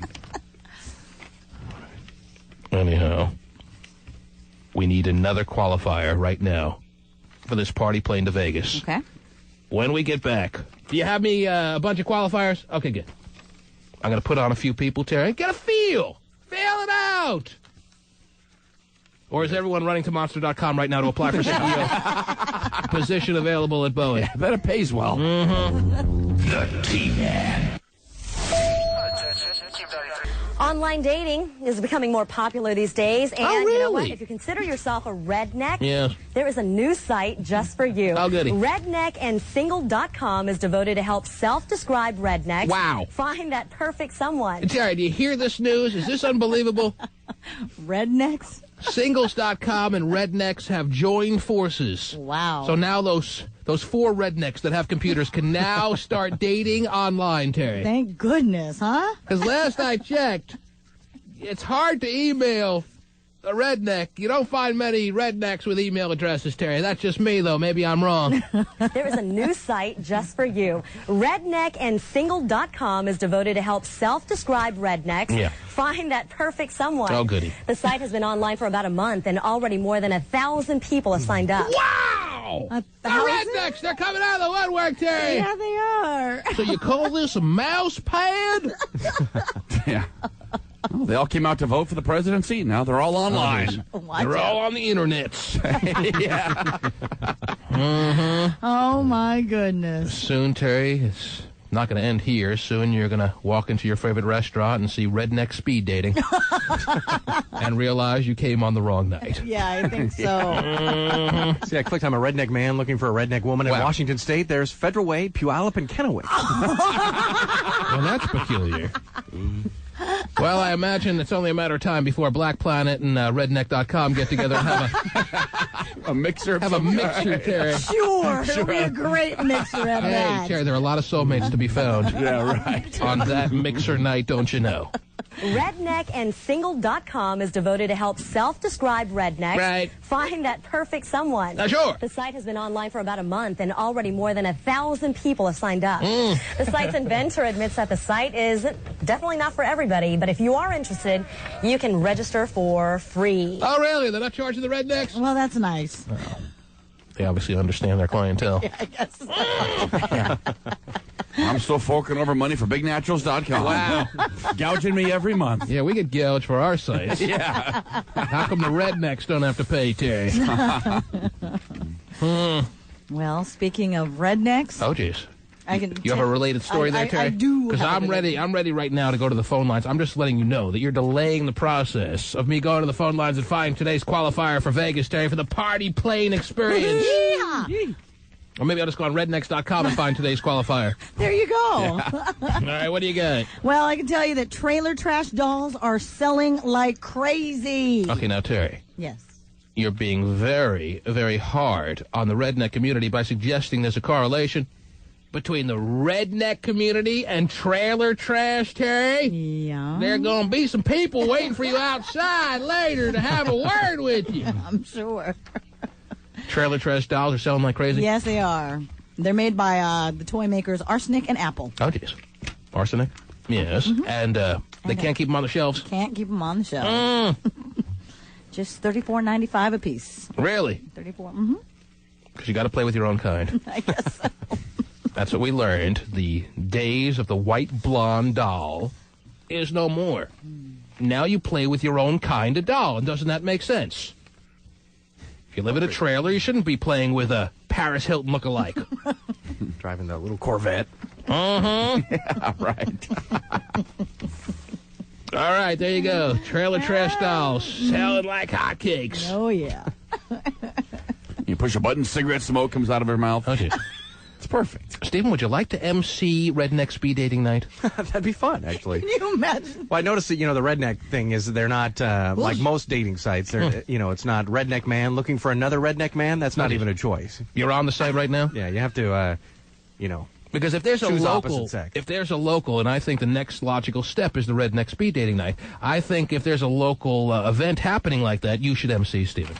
That would be great. Because you're very good at being patient and dealing with and explaining the situation in a way that's not, too condescending. And Right. Yeah. You mean? Or they won't notice the condescension. This is kind of like a square dance. I could wear my cowboy hat. I'm not allowed to really ever wear it, so it'll be nice. And bring your cowbell. Yeah, that's true. And you do love Toby Keith. Mm-hmm. That is also all of that and little Kenny Chesney. Oh, little Kenny Chesney. You're a natural fit. Wow. Stephen, what else are you seeing on the site?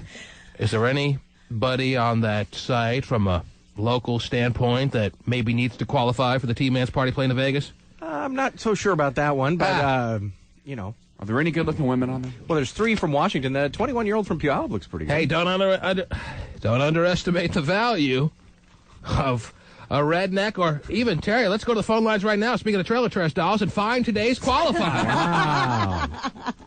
Because, hey, you want to have a party plane. Yeah? Who do you want on that plane? You want people that know how to party. Oh, Let's boy, do yeah. it. So let me just go to the phone lines and get a feel for what kind of people want to qualify for the party plane to Vegas. Okay. This is just an interview process. Just a feel. Just a feeler. No crazy blackjack. Yeah. Bet you Harry Stonecipher had a nickel for every time he said that, huh? Right. Especially now, he's going to need it, Terry. Terry, the man had a job that I guarantee you paid at least $1 million a year, and that's being very conservative, okay? Right, he was CEO of a major with a capital M corporation. Right. When you're the CEO of a major corporation like Boeing, last I checked, a pretty good outfit to be the CEO of. I would say so. Would you please have your sexual relations outside of your marriage with a hooker? In a hotel room and not with a coworker, please. Right. All right. Okay. Now, I know you think you're above the law when you're a CEO of a major corporation, so you think you're never going to be, never.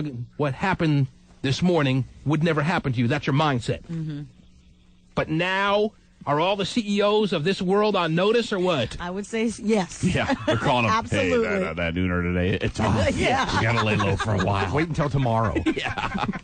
It'll all die down. Yeah. Unless you own the company like Paul Allen. Yep. Right. Does he even own a company anymore? What does he own? He owns tons. He builds rocket ships. None of them make any money. Right, or any sense. But he doesn't need his companies to make money anymore. They're just toys at this point. He's made his billions with Microsoft, and that's a pretty good little investment to have from the ground floor up. Sure. I love that about him. He just spends his money on like pro sports teams. The stupid EMP thing. Love it. And like you said, rocket ships that he's trying to put in the air.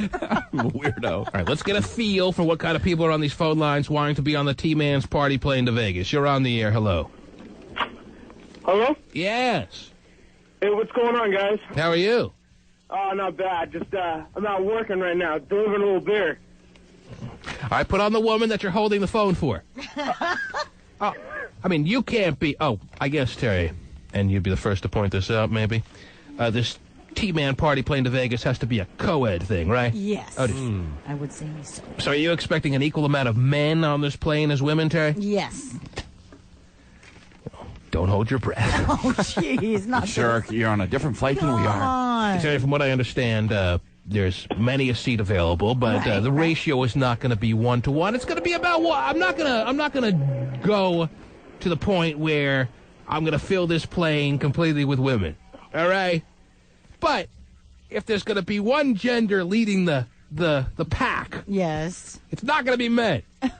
Hey, all the handsome guys on this show, what more do you need? Oh, boy, Come on. Look at us. Already amongst the staff that's going, there's more men on the staff here at the radio station than women. Correct or incorrect? That would be correct. All right. So we need a few more women listeners winning than men. Fair to say or no? No, because that's just people you work with, so that really doesn't count. Those people don't count? No. Sir, what can we do for you? Plane to Auburn or something. What can we do for you, sir?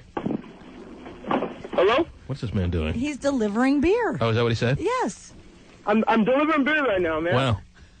I'm in Mount Lake Terrace right now at a Shell station. And you're a beer deliverer?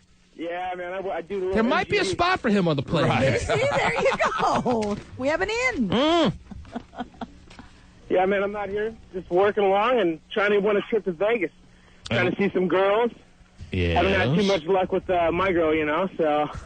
All right, so you recently have broken up with a woman, or you're with a woman that you... No, we're with each other, but she's got this thing where she just, I don't know, you know how girls play the game. How many men have said that same thing? Every day. And it makes so much sense to all men, and yet it says nothing. She has this thing that, I don't know. I can't explain it. You just did very well, sir. And why do you think you'd be a great addition to the T-Man's party plane to Vegas? Because, man, I'm the beer guy. I mean, you guys want someone to party? You know the beer guy knows how to party. There's no shortage of beer in Vegas last I checked. Water, maybe. Right. Well, you know, and we'll be joining them this year, too. But not beer. So you got to give me something more than that, dude. Nah, okay. Well, I don't know how else to explain it. It's need a break from the girl, need to get away, and I'm a hot guy, 23, looking to see what else is out there. Who said you're hot? You're a man, so Terry would be more apt to be interested in you being on this plane than anyone else, because Terry's leaving the husband at home. Yeah, with the newborns. With the newborns. Oh, God, he's so excited for that. He's looking at me like, what? Terry, do you have any questions to ask this man to get a feel as to whether he'd be a quality qualifier for the... Well, I mean, he claims that he's a hot guy, but I want to know what makes him think he's so hot. So basically, you want him to describe himself. Why don't you say blatantly, describe yourself, sir. Describe yourself, sir. Oh. All right. What a slutty question. What's your cup size? All right, 5'10". Got blue eyes, brown hair, short. I'm 180, 190. Good built. Sounds like me. You know all the women always say... That's how Steven describes himself. 5'10", Need we say more? On the Redneck dating site. Well built. Right. Well built, yeah. All right, you know what? Hang on the line, sir. Hang on a second. All right? All right. I'm not saying you've qualified, but I'm not saying you haven't either. Okay. All right? Just sit tight. Don't go anywhere. I'm not. I definitely got to talk to some of the people this morning. Okay. It's amazing. Every guy we've ever met is well built. I know. You're on the air. Hello? Yes. Oh, jeez. Oh, there's your winner. Yeah, I knew it. I know. As soon as she said, we can now jump back on the other line and tell that man he doesn't need to hang on anymore. No. I knew it. What is your name? Amber. Amber. And what can we do for you this morning? I want to go to Vegas. Oh! Imagine that.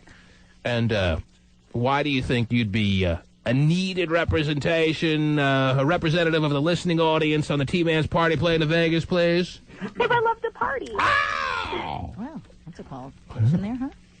Uh-huh. And you think, what was the last dude's name? Yeah, exactly. Oh, jeez.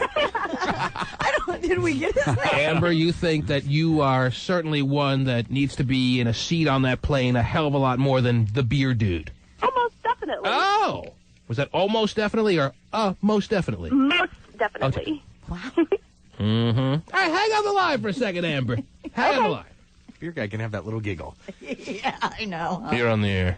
Hey, you want to get a feel for me? Oh, jeez. Oh, boy. All right, who's this? This is Gina. Mm-hmm. Uh-huh. Want to stone cipher me? Oh, jeez. And why are you calling this morning, Gina? I'd love to go to Vegas. Really? With you guys. She sounds at least half naked already, too. I know, I was going to say, can you purr anymore? All right. Jeez. And why don't you tell us about yourself, Gina? Well, I'm a 34 double D. Yes, Gina. I'm sorry, Gina. Go ahead. Yes. 34 double D. Yes. It's a good and start. it's my birthday today. Really? Oh, wow. Happy birthday. Thank you. How old are you, Gina? Well, I'm turning 29 today. Mm-hmm. But I look like I'm 22. Who doesn't? Sure. Are you turning 29 again this year, or? Yeah, she stays on that Terry, number. this is now a situation where we have three quality candidates here. Yes. True. We have Amber, we have Beer Dude, and we have Gina. We should put them all on together and have the Vegas debate. Okay. You know what the Vegas debate is, Terry? No. Oh, I thought you wouldn't. You could tell me. Oh. Look, it's first day back, huh? We put them. I'll tell you what the Vegas debate is. Okay. First of all, from now on, when I say the Vegas debate, because it's such an impactful type title of a little. I'm just making it up as we go along. Can't you tell? It's such an impactful title of a little moment that we're going to have on the show now, Terry. Yes. That it needs to resonate in the listener's head. So from now on, when I say the Vegas debate, Hotshot, you'll immediately follow by saying the Vegas debate. Okay. Then, Terry, it's your turn. And Stephen will bring up the rear. A very comfortable position for close Stephen. it out, if you will. Yes. A position he's most familiar with. He's going to bring up the rear. Okay. So, no matter what circumstances, Oh, right? Okay. whenever I say the Vegas debate or any variation of. Gotcha. Well, let's practice right now to make sure we have this down. Okay. Because we're going to put on Gina, we're going to put on Amber, we're going to put on this beer guy, and... No. Stephen, calm down. Don't get overzealous, Stephen. Get ready. Jeez. And we're going to have the Vegas debate. The Vegas debate. The Vegas debate. The Vegas debate. No. See, that was way off. Why? It has to be extra drama. Oh. Boy. All right, you say the Vegas debate, and I'll show you how you would follow up to maximize the drama and impact that we're about to experience. Today we're going to have the Vegas debate. The Vegas debate. The Vegas debate. Oh, yeah, here it comes. See, The Vegas debate. See, now, the point is, everyone has to say the Vegas debate, but a little bit different. It has to be a different variation, but the common thread is the drama and impact that you carry along with saying the Vegas debate. Glad I get to go first. No, you don't. That was just an example. And now here's another stipulation. From now on, for the rest of the show, as a matter of fact, for the rest of the week, if I say the words the Vegas debate or Vegas debate, and you don't follow up by saying your renditions of the Vegas debate, The Vegas debate. yeah, no. What happens if the people before you don't do the right thing, though? You didn't even hear me finish my sentence. From now on, Yes. if I say the Vegas debate or Vegas debate, and it's not followed up by your echoing of the Vegas debate, it's a $10 fine for each of you. What? Wow. Yes. We're putting money on That's the right. Goes into Jaden's college fund, Terry. Wow. Wait a minute. If, in fact, he gets to college. Well, by the way, Hotshot's the most vulnerable here because he's the one who has to follow me immediately. Right. No, he could screw us. How could he screw you? Well, because if he doesn't go after you, then I mean, I have to come after Terry. Well, so I was I going to have say double chance to lose. I was going to say that if Hotshot doesn't follow up, it's just a $10 fine for him and not you two. But since you put it that way, if Hotshot doesn't follow up immediately by saying the Vegas debate, yes, all three of you get fined. Well, there's a lot of pressure. This is like first base at blackjack. Mm-hmm. But, so if he I doesn't have say one it, can more one of us fill Yeah, in? that's what I was going to ask. What was that now? If he forgets to say the Vegas debate, right? Can we? Which he will. You know he will. Yes, you can, but that would still be a $5 fine. You're cutting it's still it in 10 half? for Scott. Oh, but Can I 10 just for produce Scott. like a sounder after the show to make it easier? You can just No. All right, I'll tell you what. What do you think this is? Yeah, come on, this is live. If you recognize that Hotshot's not about to say anything and you chime right in after a moment's pause, giving Hotshot ample time to file in with his echoing of the Vegas debate, you will not be fined. Okay. All right. I think that's only fair. Yes. Okay. Stephen, you would have to wait 2 beats. I know. Because you have 2 people ahead of you. It's tough. Gotcha. So now, waiting in the wings. On line, what do we have here? 11, 13, and 27. We have Gina, we have Amber, we have the beer guy to participate in the Vegas debate. The Vegas debate. The Vegas debate. The Vegas debate. Maybe this is a bad idea. Maybe. A beer All guy, sorry. week. Bad idea. No, I think we can do it. As much of a bad idea as it is, as obnoxious and annoying as it will be, Yes. it still stands. Okay. A beer guy, are you there? Yeah, man, I'm here. All right. You're going to have to explain to your fellow qualifier wannabes why they have no shot when stacked up against you. Do you understand? Yep, yeah, I got it. Okay, that's all a part of the Vegas debate. The Vegas debate. The Vegas debate. The Vegas debate. And maybe if you guys weren't so bad at it, it would be okay. You guys just sound lame. We'll practice. Okay. Okay. After the show, we'll just walk We'll have a around. tutor. Amber, are you there? I am. Okay, in a matter of seconds in the Vegas debate. The Vegas debate. The Vegas debate. You're going to have to explain to the beer guy and Gina why you are more likely to be on that plane, why you should be on that plane over them. Okay? Okay. It's all a part of the Vegas debate. The Vegas debate. The Vegas debate. The Vegas debate. All right. And, of course, Gina... The Vegas debate. Oh, Gina's already taking part now in this. She is. Terry, by the way, you're going to listen to all 3 of our candidates. Okay. And you're going to pick the winner. What? Ooh, wow, Okay. good job. Wow. All righty. First responsibility in all these years. That's great. Now, do we have a bell? We have the cowbell. We do have a bell. Whose phone line is making all this noise? This ambient... Obviously, it's the beer guy, right? Yeah, No. because he's walking in and out. So because of the noise and I'm the, outside, man. the distractions that the beer guy is bringing to the Vegas debate, we have The to Vegas immediately debate. disqualify Vegas him. debate. The Vegas debate. He's out. No. He's out. Okay, when you... Hey, here's my reason. 9 Uh-oh. inches. Is he what? Oh. What's that now? Oh, jeez. All right, why don't you say two, stuff like that. all 3 of you now will have 60 seconds after the sound of the bell to discuss amongst each other, whether that's through a very casual conversation, yelling, screaming, kicking, scratching, whatever you need to do.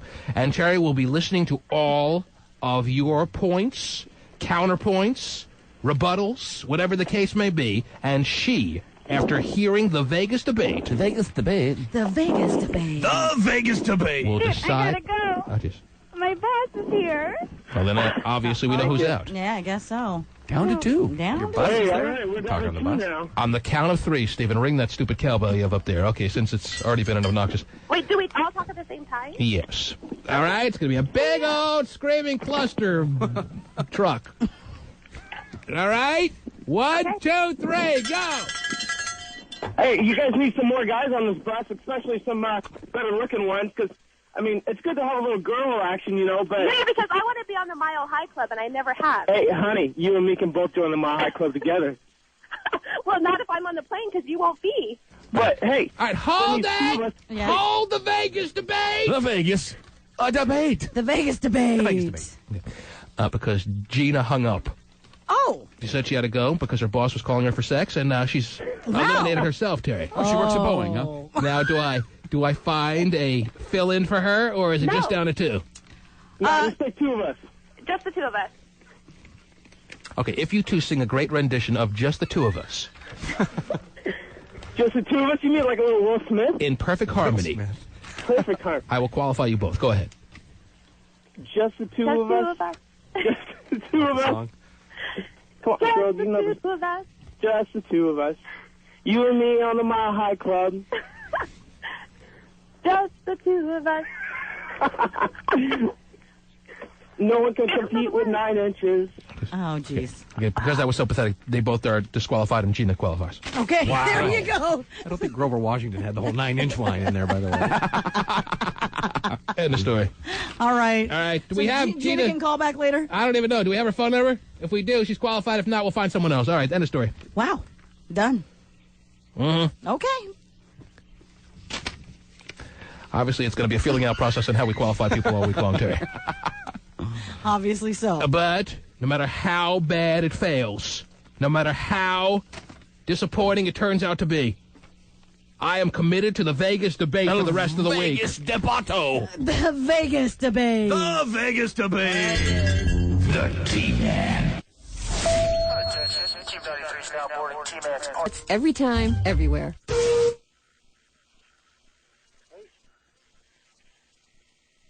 Yeah? Hello?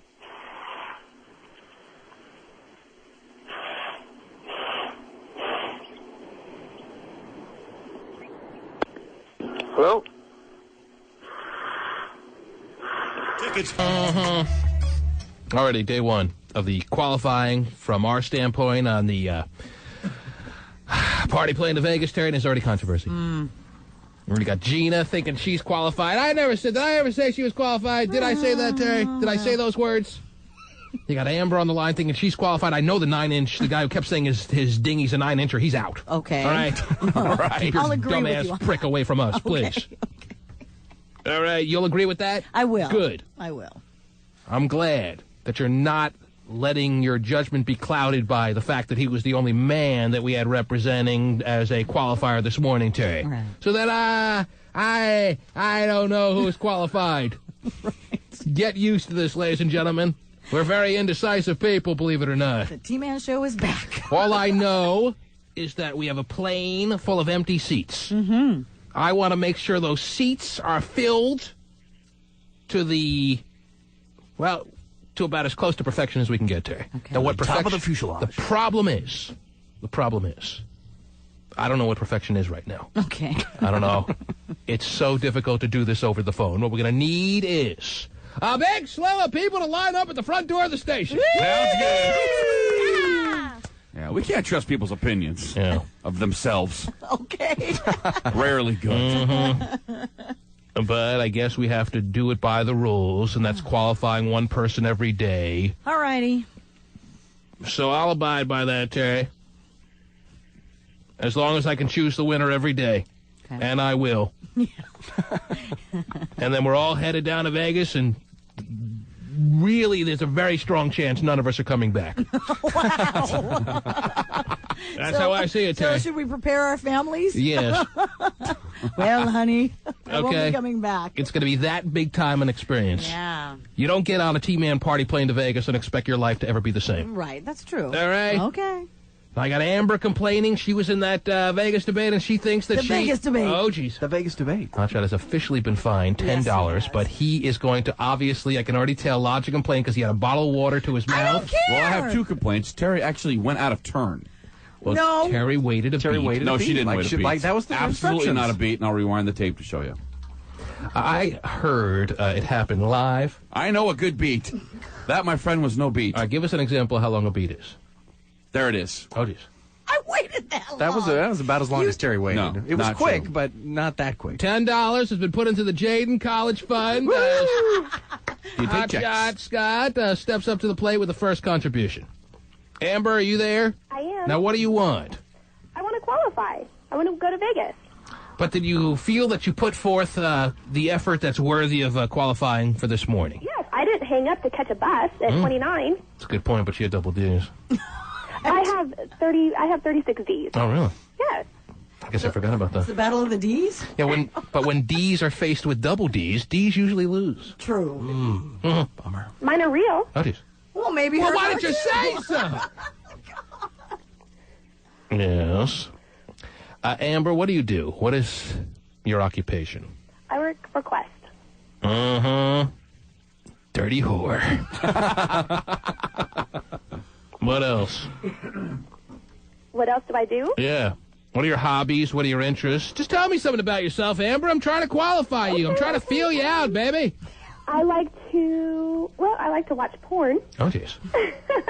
Whatever. No, you don't. Everything. You know what? You know what I've decided, Terry? What? When we have people on the line trying to get themselves qualified and get themselves ultimately a seat on the T-Man's party plane to Vegas, everything they say, believe the opposite before you believe it as word.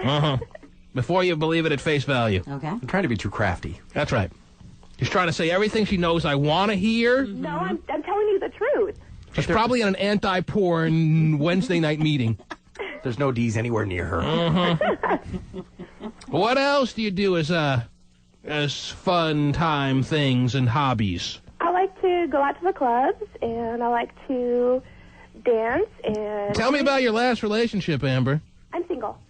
Tell me about your last relationship, Amber. I was with a guy for a year and a half, and actually a coworker. Would he be a good reference as to how fun you are, how party Vegas type you may be, and all that other? And we went to Vegas actually twice together. Was he dying to go home? No. Because no guy, last I checked, in Vegas is dying to go home, and yet I get a sense that maybe he was dying to get home after being in Vegas a few days with her. Is that possibly the case or no? No, it's not. And why did you two break up after a year and a half, Amber? Well, he smells really weird. Oh, dear. And that bothers you? Yes, because All right, well, I guess there's no room for you on the plane to Vegas then. the smell would stay on me after we'd have sex, and it would stay on me for like a day. Right. It was just... And what would you relate that smell to? If you can put your finger on the closest thing it smelled like. Is it just typical B.O., or is it some foreign type obscure smell? Like Tacoma. No, yeah, it was the aroma of Tacoma, but it was always after we'd have sex. Okay, something interesting that she's talking about here. Okay, but it took a year and a half. Usually after, Right. about You would 3 to think 6 after a year and a half months. you'd become immune to the smell as opposed to it starting to bother you. Why did it all of a sudden become a problem a year and a half later, this smell that you speak of? Well, I never told him. But you knew yourself, so why were you willing to... I just couldn't hang with it anymore. But for a year and a half, you put up with it. Yes, unfortunately. You shouldn't use pieces of garlic as foreplay. Don't you? And now you're very single. Yes.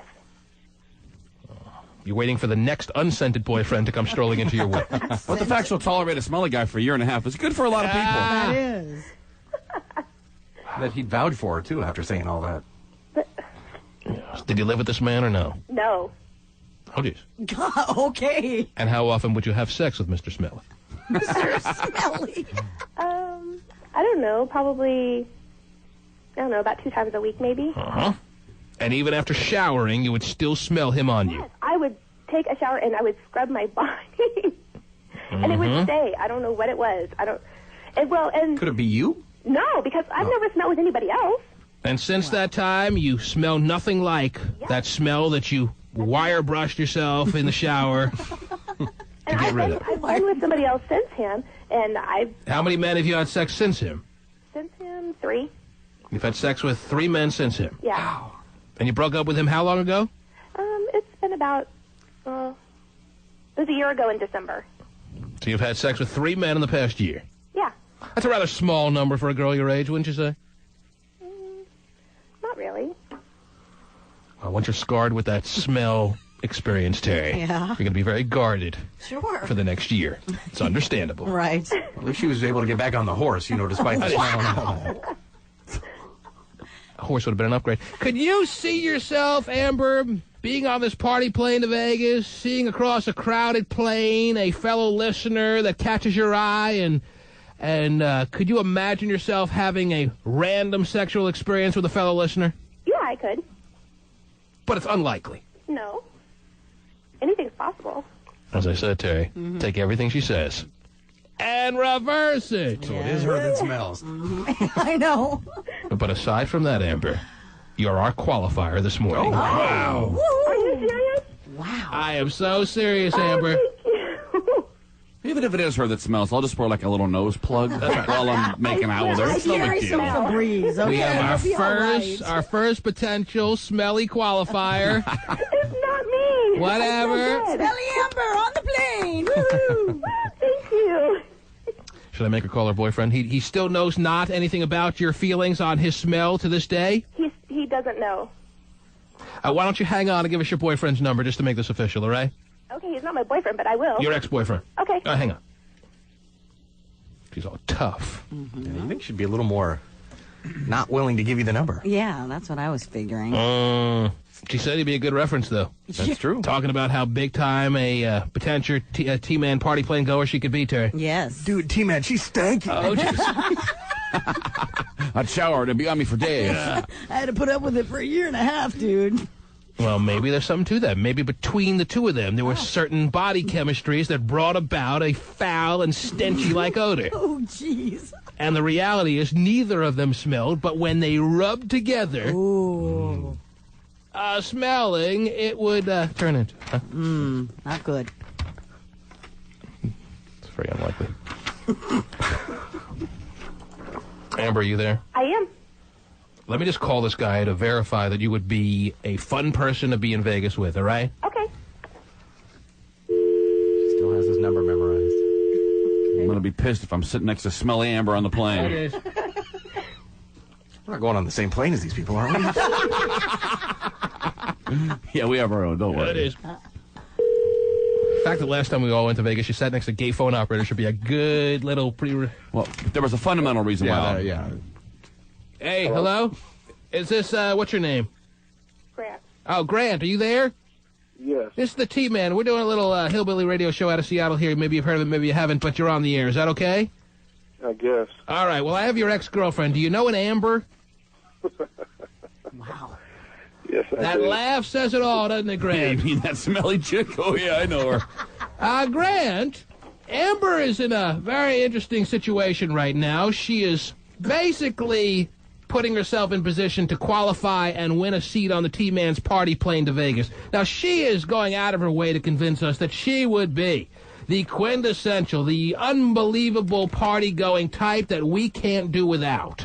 Now, she said you've been to Vegas with her. First off, would you vouch for the fact that a party plane wouldn't be a party plane without someone like Amber on it? Yes or no? That would be a yes. Yes! Whoa.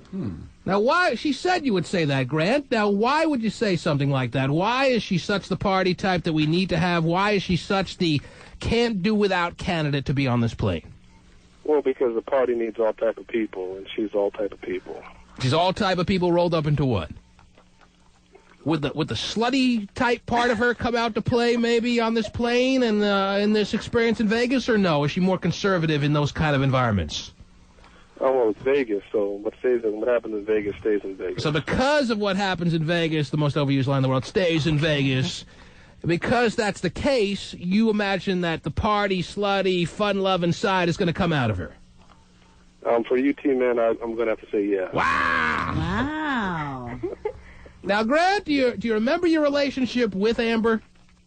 Do I remember it? Yes. Yeah. Do you remember the breakup? It doesn't sound really like... Yeah. Do you remember the reason as to why you two decided to part ways? Or do you feel like you're still unclear as to why you broke up to this day? Well, I probably made something up, so I don't... So you broke up with her is what you're saying? It could have been mutual, but I probably initiated. But if it wasn't mutual, it's certainly more you than her is what you're saying. Yeah. Because Amber told us a slightly different story there, dude. Oh, what was the story she said? Well, she said, and I can't say this is true, but Amber's on the line, and maybe she can confirm this. Amber said that when you have sex, that a rather interesting odor seems to make its way out of your body, your system, your heart, mind, and soul. Lest we forget armpits and butt crack. Are you aware of the fact that when you get yourself in a situation where you're having full blast, unbridled, bring the ruckus to the baby type sex, that you may tend to smell a little bit, Grant? That's a possibility. I don't smell myself when I'm having sex, but I doubt that. She led us to believe, and but if it helps her win a trip to Vegas, I'll say yeah. Well, no, it has nothing to do with her winning a spot to Vegas, but she led us to believe that she was the one who initiated the breakup because she got tired of smelling you during sex. Is that true, or is that covering up to maybe hide some embarrassment that she may have because you, in reality, broke up with her? Oh man, I don't think that's a possibility. Amber? I think I smell pretty good just in general. Amber, this man is basically calling you a liar. I'm sorry. I can't say that's the truth. Amber, did you make up the story, or is it true? No, I didn't make up the story.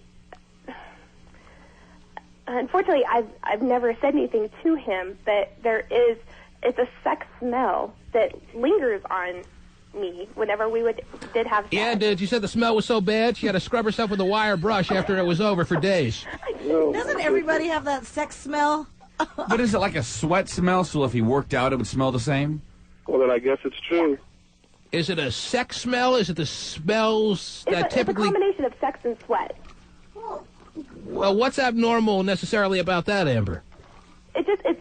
His was more funky than usual. Than I had smelled before. But you kept going back for more. A year and a half. And all the other guys you've had sex with, you've never smelt that strong a smell. Is that what you're saying, Amber? Right. But he was good. So, of course, I would go back to him. She had it's like an Olympic swimmer with a nose plug and the skin cap on. Dive it in. I'm ready. Bodysuit. Yeah, can't smell a thing now. Let's go, baby. Well, dude, do you have any final words for Amber? Do I have any final words? Yes. No final words. Do you miss her at all? No.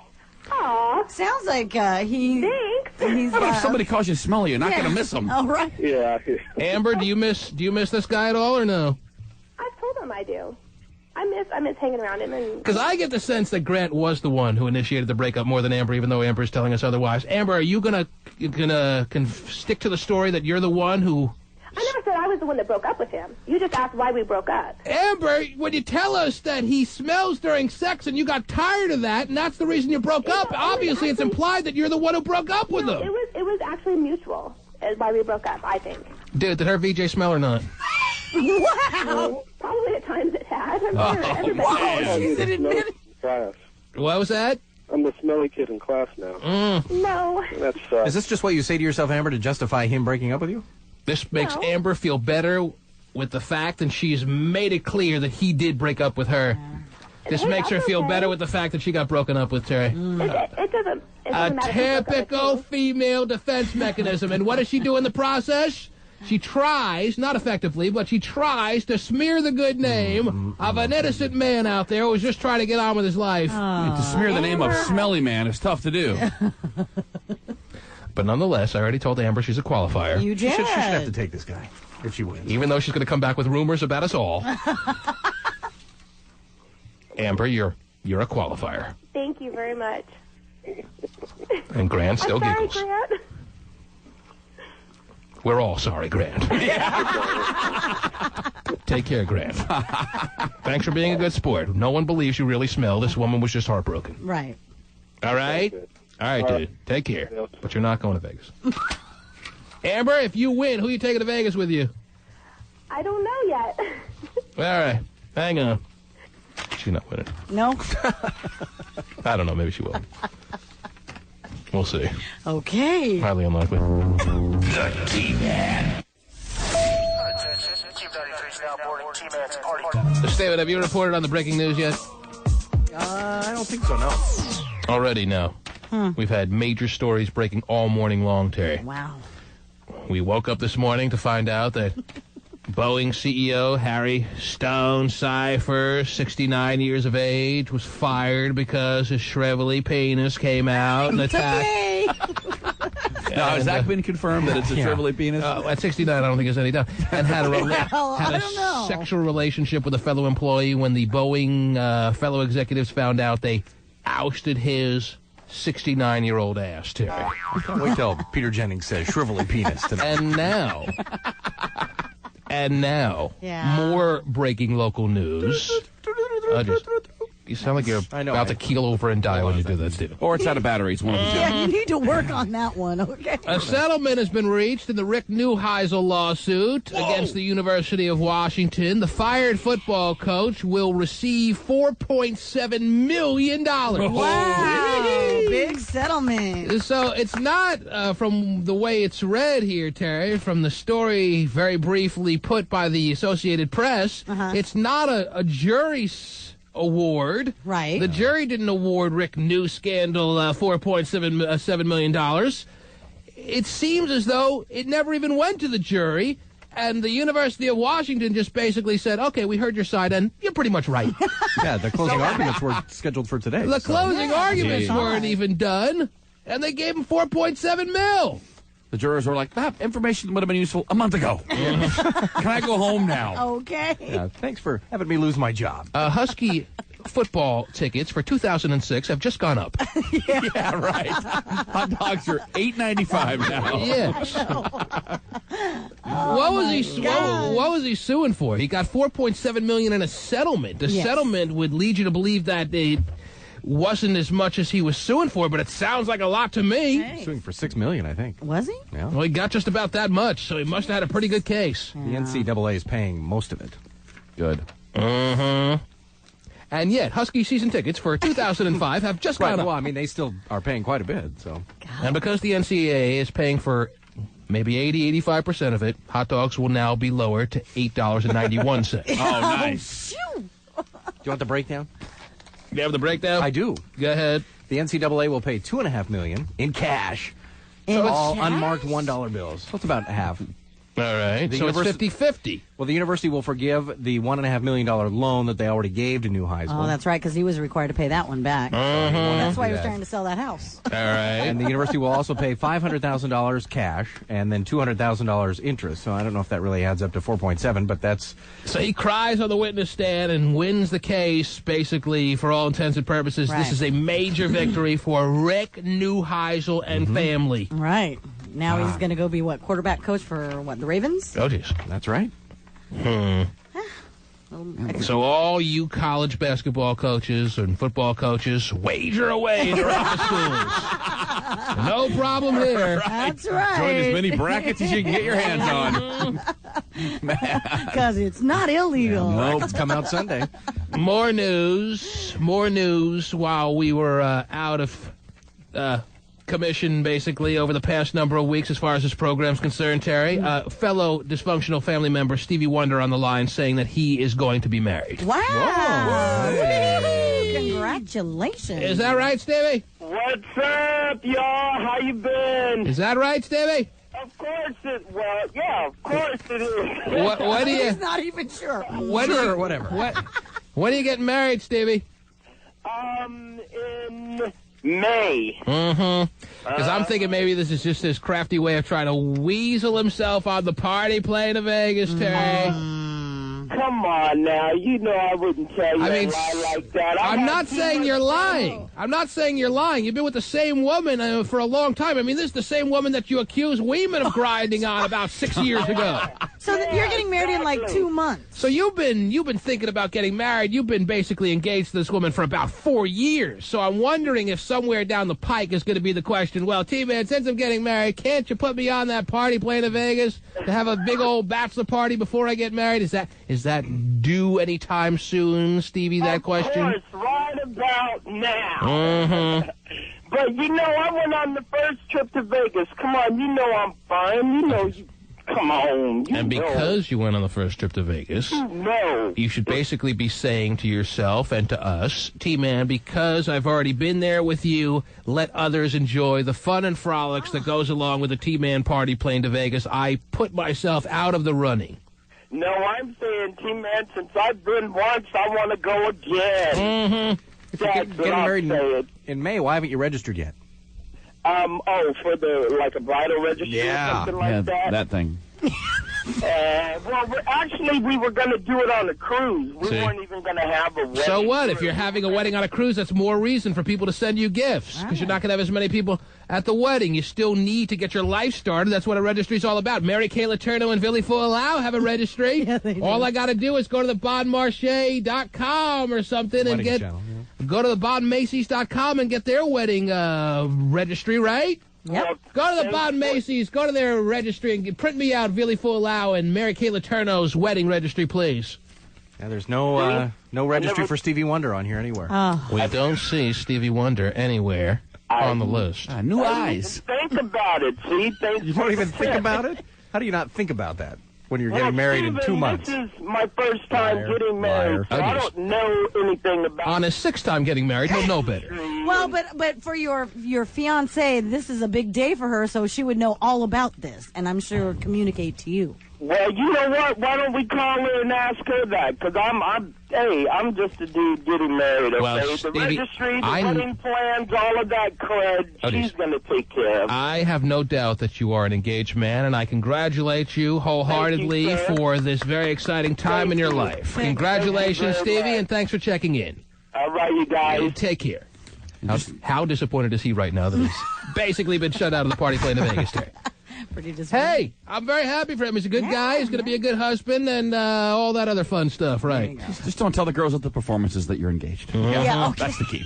But get ready and get prepared for a lot of fellow dysfunctional family members, for a lot of people that have been a part of this program to call in over the next few weeks and try to find ways, manipulate, coerce, finagle their way onto this party plane to Vegas, Terry. This is a huge event. Oh, I know. When in the past have we taken a plane? When in the past have we taken an empty plane, filled it with listeners, Is it a Boeing plane? and flown all the way to the most party spot, the capital of the party world before? When have we done it, Terry? Never. When are we going to do it again? Never. Thank you. This is like our first field trip. I hope you all have your permission slips and a bag lunch. Oh, I do. Oh, I do. Because Terry Free's going. Yeah. Hot Shot Scott's going. Watch out. Pasty Dave's going. Wow. A virgin in Vegas. Watch He's out. not going to know what to do without his parents on the trip. Oh, they're coming. Okay. We got those two. Terry, Yes. I'm going. Yeah. Woo. Eric Flowers is going. Mm-hmm. What about me? Oh, Stephen Kilbreath's going. Right. Let's not forget about him. Stephen Kilbreath's wife is not going. Oh. Is your wife? My wife is not going. Oh. Shelley Hatt's going. Yes, she is. Tiffany, Eddie Francis are going. Everyone's going, Terry. How about that wild girl, Karen? Oh, jeez. Wild girl. Karen Wild's going. Wow. Julie Copilot is going. Nice. Damon Knight also in the house. Mm-hmm. Marvin and Bobby O are going. Billy the Kid. Billy the Kid's going. Sweet. I have in front of me the Mary Kay Letourneau and Billy Fualau a wedding registry, Terry. Oh, cool. Yes. What do we get to buy them? Well, Terry, we have a lot of options here. Actually, a lot of things have already been purchased from Mary Kay and Billy. Pretty packed. Steven sounds like he's already looked at this thing. I had to go to their other registries. What's their China pattern? It looks here like the old Villeroy and botch twist, Terry. The what? I think that's what he did to her in the house there. He gave her the old botch twist. Oh, boy, that's a good one. The Villeroy botch While her husband was sleeping down the hall back when he was a 13-year-old boy, Terry, a 12-year-old boy, he gave her the old botch twist. I don't know. Maybe it's the Boch twist, B-O-C-H, the botch twist. Never heard of it, Terry. I'm not familiar with these kind of patterns. It's a nice pattern, though. But you can buy them, the Villeroy and botch twist creamer, Terry. Ooh. I think that's what he gave her in the van. Yeah, I think so. I think he gave her the creamer in the van. Already done. That's right. The possibilities are endless here. Wow. But they have registered. Their life will begin with a whole slew of bought items by their close friends and family. Very nice. Rice Cooker's really $90. Oh, jeez. Really? Let's see what else they got. Like a lot. Yeah, it does. $90. Well, you need the Villeroy botch twist pickle dish, Terry. What? Pickle They dish, have a pickle dish? Terry, you can't put a pickle on any old dish. Oh, man. You gotta have a pickle dish. Pickle Wow. dish. That's right. No. You're getting married soon, Hotshot. You're going to be punching that old... Pickle dish we're not having. You're going to be firing that old price gun at the pickle dish. Putting my pickle right on the dish, baby. Yeah. Pickle dish. When are you registering anyway? Oh, jeez. I'm going to go under some fake names. I don't want you people seeing it. Oh, God. Fred and Wilma Flintstone. That'll be... Look for Eddie Vedder. Right. Well, you know you got to get him the Kate Spade Gramercy Park Greenfoot, Terry. Greenfoot? I don't know what it is, but it sounds like a must-have for every kitchen. Oh, it's a kitchen thing? I don't know. Oh. What category is it under? And then if you get the Greenfoot, you got to get the Kate Spade Gramercy Park double old-fashioned Pinkfoot. Oh, double old-fashioned. God, how can you have one? Now, maybe if Mr. Letourneau was giving Mary the Gramercy Park double old-fashioned Pinkfoot, she would have never needed Billy in her life. Probably. But how can you have the Greenfoot without the Pinkfoot? I mean, let's You face can't have the Greenfoot without the Pinkfoot. They get lonely without one another. You need the set. It doesn't look right. Oh, my gosh. Come on. And they also registered for the Villeroy and Botch. What else is interesting here? Well, how do you top the green and pink foot? I know, it's pretty tough to do. It turns out they're also registered at Tiffany & Company. Is that right? And Crate and Barrel, too. Tiffany. Yeah. You're putting me out all their registered? Oh, my God. There you go. Williams-Sonoma. Something tells me you can't get a Greenfoot at Tiffany. A $6 million bracelet is on there from Tiffany & Company. That's already purchased. Right. Oprah got it for him. We're coming on the show. Well, I'll tell you what, they have been extended by us. It's not on the registry. And we will get their answers, I'm assuming, over the next couple of days, Terry. I have assigned seats for them. They don't need to qualify. They don't need to win like the typical listeners will do, Terry. Right. They have been handed seats by me as a wedding gift, as a pre-funk wedding activity for the T-Man's party plane to Vegas, Terry. Boy, woo! They can have their bachelor and bachelorette party with the listeners in Vegas. Gosh. Should they accept this invitation? Villy Folau and Mary Kay Letourneau have been assigned their very own seats. Wow. On the T-Man's party plane to Vegas. I want my picture with her. Will they accept that offer, Terry? That'd be so cool if they did. These questions and many others. Terry, we're doing them a favor. Yes, I We're know. willing to give them a free flight, free hotel, just like the listeners will win, but they don't have to qualify. They just get it handed to them as a gift from me. Yep, just show up at the gate And here's you're your boarding sitting pass. there hoping they accept. If they don't accept, screw them! I'm going to throw Billy the bachelor party of bachelor parties. He doesn't want it? Fine. Let him say to himself, I got the bakeware set from Crate and Barrel. That's enough. Okay. I got the 4-inch non-stick tube pan. What's a tube pan? My life is set. You don't really cook tube-shaped food too often, do you? I got the OXO ice tongs. Oh those, yes. OXO's a good brand. I need nothing else in my life. Thank you anyway, Mr. T-Man. Let him say that. That's fine. Oh, my God. Ice tongs. So you have a big bucket of ice and you just stare at it for hours. No idea how to get them out. Only if I had tongs. Yeah, and I have to have the right ones. I got the rounded measuring spoons. I'm never going to make a cake without the proper measurements again. Right. I need not anything else in my life. Let him say that. Boy, Lord. That's fine. It's all practical stuff, though. I mean, no quesadilla maker. Oh, damn. Cookbook stand. I got the Platinum Band vegetable bowl for $200. Platinum band? Platinum bowl? Jeez. Well, Stephen, some people eat vegetables and they got to put them in a bowl to hold them. So. It's already been purchased, by the way, by some very, very close family or friend of Mary Kay and Villy. I can't purchase them the Platinum vegetable bowl, Terry. Someone beat me to the punch. Jeez. Vegetable bowl. I can purchase the 4-inch nonstick tube pan though. Well, do that. I don't think someone out there that's a family member or a friend is courageous enough to buy that for them, so I'm going to have to step up to the plate, no pun intended, Terry. It's easier to cook the tube steak. Something tells me Mary Kay has no problem cooking the tube steak.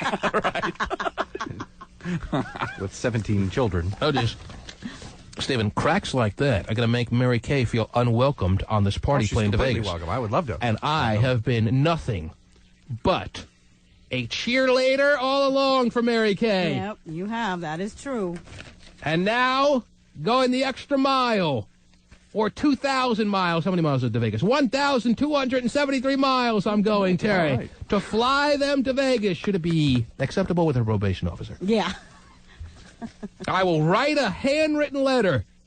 I'll go to court and make sure her probation officer sees the value and the need for her to have this pre-funk wedding activity. I mean, she's not a flight risk or anything. Come on, let her go.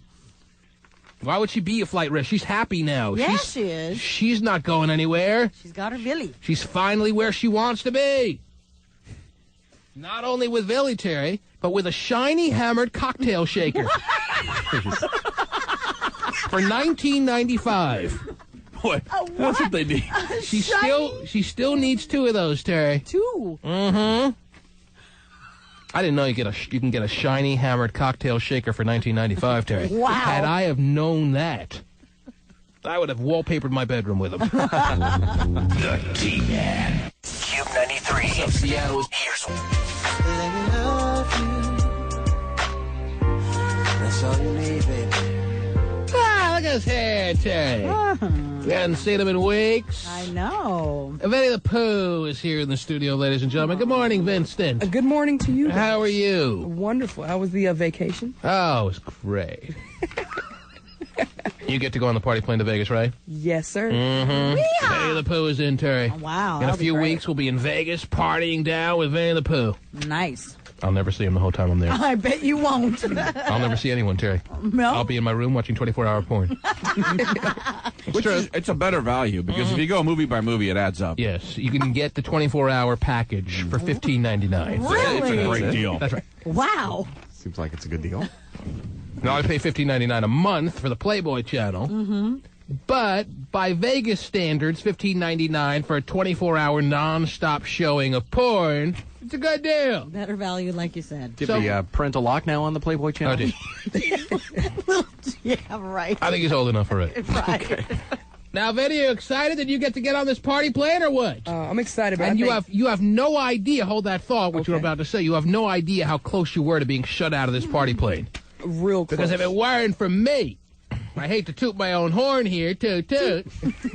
Hey. Eric Flowers and Shelley Hyatt and Jen Dalton, who put the actual nuts and bolts of this trip together, because I don't do that kind of legwork, they were ready to just make it the full-timers.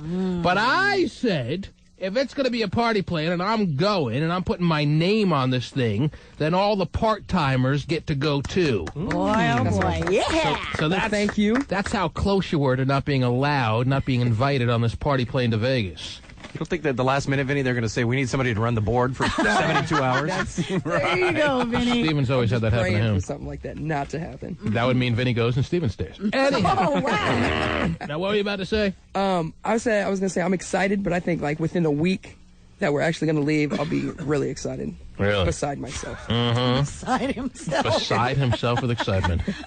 Your first trip, obviously. Yes. Now, what are your expectations? I'm sorry. Not really sure. Oh, okay. Just get as drunk as possible and stay out of trouble. Not hard to do. No, hard to do. Stay out of trouble? Stay out of trouble. Oh, yeah. That's ridiculous. You don't want to do that. Vinny, I haven't seen you in 4 weeks. How's that? How's that crazy woman you were hanging around with? Is she still around? The one that you brought down to the station, but you were unwilling to let her leave the car? She had to sit in the parking lot. He wouldn't. He thought so much of her, Terry. Is this true or not true, Vinny? This is true. Vinny the Pooh. He thought so much of her, Terry, that he made her wait in the car. Wouldn't even bring her in the building. Because I guess she felt she wasn't suitable to be introduced to anyone in the building. Shame That's how I see it. Is that how you see it? Is that how she saw it? I'm sure that's how she saw it. That's not how I seen it. It was much clearer in my head. I just didn't want to. I wanted to avoid all confrontations whatsoever. What did you think she was going to do? I don't know. Huge argument could have broke off in the middle of the hallway. With who? Me and her, because then, I don't know. But didn't you drive in the car with her? So your situation with her was so volatile that an argument of embarrassing proportions could break out in any second? I believe it could. Because we were having little conversations back in the car, and I was so just it's fair. Unsure. It's fair to say that you and this girl you're having sex with, the future doesn't hold the Villeroy and Botch Twist pickle dish. Not at all. That Mary Kay Letourneau and Billy Fulau have on their wedding registry. That's not in your future. Not at all. I didn't realize the pickle was such an important item, Terry. It needed its own designated dish. Wow, I know. Yeah, I just stick my hand on the jar. Seems to work fine every time. Stan, did you know that the pickle is such a valuable little item that it has its own specific dish? Well, I figure if gravy gets its own boat, I mean, the pickle should get its own dish. The gravy boat is on the Mary Kay Letourneau in Buttafuoco wedding registry. The gravy boat has been purchased. Oh, already. For a sale price of $12.50. Wow. By somebody out there amongst the friends and family of Mary Kay and Buttafuoco. The good thing about the good thing about the registry, it's well priced. I mean, it's not like over the top stuff. What's this now? The good thing about the registry, it seems like it's pretty well priced stuff. I mean, it's not like they went over the top. Well, they know their clientele. I don't know. No, I was happy. So to see that. you get disgusted when you see a registry that is out of whack as far as prices are concerned. When I see a $100 gravy boat, I know I got to turn away. You could find easily a $100 gravy boat in any major department store if you're looking for it. Right. But you appreciate the fact that Billy and Mary decided, hey, why stick our friends and family with a $100 price tag for a stupid gravy boat that we're never going to use? Right. Oh, Billy loves the gravy. Oh, Wow. it's Mary that loves the gravy. Anyhow, I bet they use the gravy boat. I'm sure they both love it. Thanksgiving and so on and so Okay, forth. once a year. It's a very good investment. You put it next to the pickle dish. I put my hot buttery topping in mine. Okay. Whoa. All right, Billy. I'm sorry. Vinny. Since you're here, since you're in the studio, and we haven't seen you for a few weeks, why don't we play Stump the Pooh, Terry? And we'll make today's winning prize, even though we've already qualified someone on the trip to Vegas. Hey, my rules, my plane, Terry. Do it. We qualify another person out there to be on this very high-in-demand party plane to Vegas. Sounds good. Now, Vinny, last I checked, you know basically nothing. That's correct. So the categories that we're able to play Stump the Pooh with you with are very limited. What's a Rubik's Cube? Never heard of it. Very limited, Vinny. You have very little knowledge about basically anything. Yes. But at 21, who does? Right. So what categories would you like to let the listeners try to have them stump you with? Man. Pick one show. One show. That you kind of liked or like. The Simpsons. Oh, I thought I was going to say Eric Powers. What did you say? The Eric Power Show. All right. Yeah. All right, a little, Homer and Marge. Trivia, Terry, doesn't hurt. All right. The show has been the longest running show in the history of television. Has it really? You didn't even know that. I just stumped the Pooh, Terry. And you won. You're on the plane. I didn't know. If you would like to try to win a chance at one of those seats for you and a guest on the party plane to Vegas, you can qualify right now if you stump the Pooh. Ding, ding. You're on the air. You missed that, didn't you? No, we still did it at home, I think. By the look on your face, you didn't miss it. He is. Okay. Who is Ready to this? play. Who's Jeremy. this? What? Jeremy. Jeremy. Where are you calling from, Jeremy? I'm calling from Puyallup. And, I gotta pull my milk truck over real quick. Oh, jeez. What did he say? His Who milk doesn't, truck? Terry? His milk truck. All right. Now, you would like to be on this party plane to Vegas, sir? Oh, yeah. And you think you're a needed asset on that party plane to Vegas? Oh, yeah. Are you married, sir? No. Are you seriously involved with anyone? You could say that a little bit. Seriously involved with chocolate milk. And what would you like to stump the Pooh on? Movie trivia. I had a feeling he wasn't listening to the category we chose, Terry. Right. Movie trivia, not in the parameters of questions we can ask. Sir. I turned down the radio. Okay. Really That's bad. All right, very good. Thanks for playing. Not qualifying. The Pooh is yet to be stumped. Yeah. It's tough. You're on the air. Hello. Yes. I got a Simpsons question. Who's this? This is Jason. He sounds kind of serious. Where are you calling from, Jason? I'm over in Bellevue. And you want to be on the party plane? I really want to go. Are you from Bellevue? No, born in Redmond. East Side boy. That's true. Terry, do you see the plane being filled by East Side boys? Sure. Oh, yeah. Oh, no. I think they'd rather stay home with their gravy boats and their pickle dishes. And their Izod shirts and boat shoes. Oh, jeez. We don't need it. Penny Lou. Sir, if you would like to be on this party plane, you would like the chance to qualify, and you have a Simpsons trivia question, then I guess I can't stand in your way. Are you a married man, sir? Yes. How long have you been married? 8 or 9 years. Should I give him the old heave-ho just based on that, Terry? Should a married man of 9 years be on this party plane? Not what we had in mind. Yeah, I mean, is you're bringing the wife, right? Let's say you ultimately go on to win. Yes, Terry's question is my question. Would you bring your wife or no?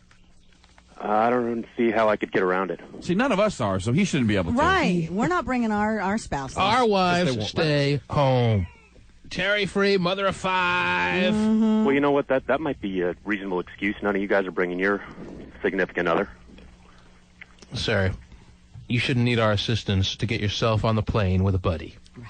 And if that's the case, I'm sorry we have to take a Redmond pass. Ooh. We want no part of that. What is? Well, I'll give the guy a break. But I'll tell you what. What? I don't see many situations where we give even a chance for a married man or woman to be on this damn plane. Okay. Maybe a woman if she doesn't want to bring her husband. Now, can't they party just as well as anybody? But married man wanting to bring his wife? Do you see this plane filled with husbands and wives? Sir, I'm going to let you have your shot. And then you'll have as good a chance as anyone. You could be one of the very few married couples in Vegas should this be in your future. Should it be your fate, sir. So now, with that in mind, take your shot and stump the poo. Boo, boo, boo. All right, you ready, Vinny? I am. Okay. Back in the war, Grandpa Simpson was in a fighting unit. All right, stop right there. Stop right there. Yeah. I can bet basically every penny I have that there's no chance. None. That even though he considers himself somewhat of a Simpson expert, at least compared to all the other subjects in the world. Right. He has not a shot at getting this trivia question right. Okay. I, too, will take that bet. And now continue, sir. Well, Grandpa Simpson was in a military unit along with, it was Mr. Burns, it was Principal Skinner's father, and actually Chief Get Williams. to the question, sir. The question is, what was the name of that fighting unit?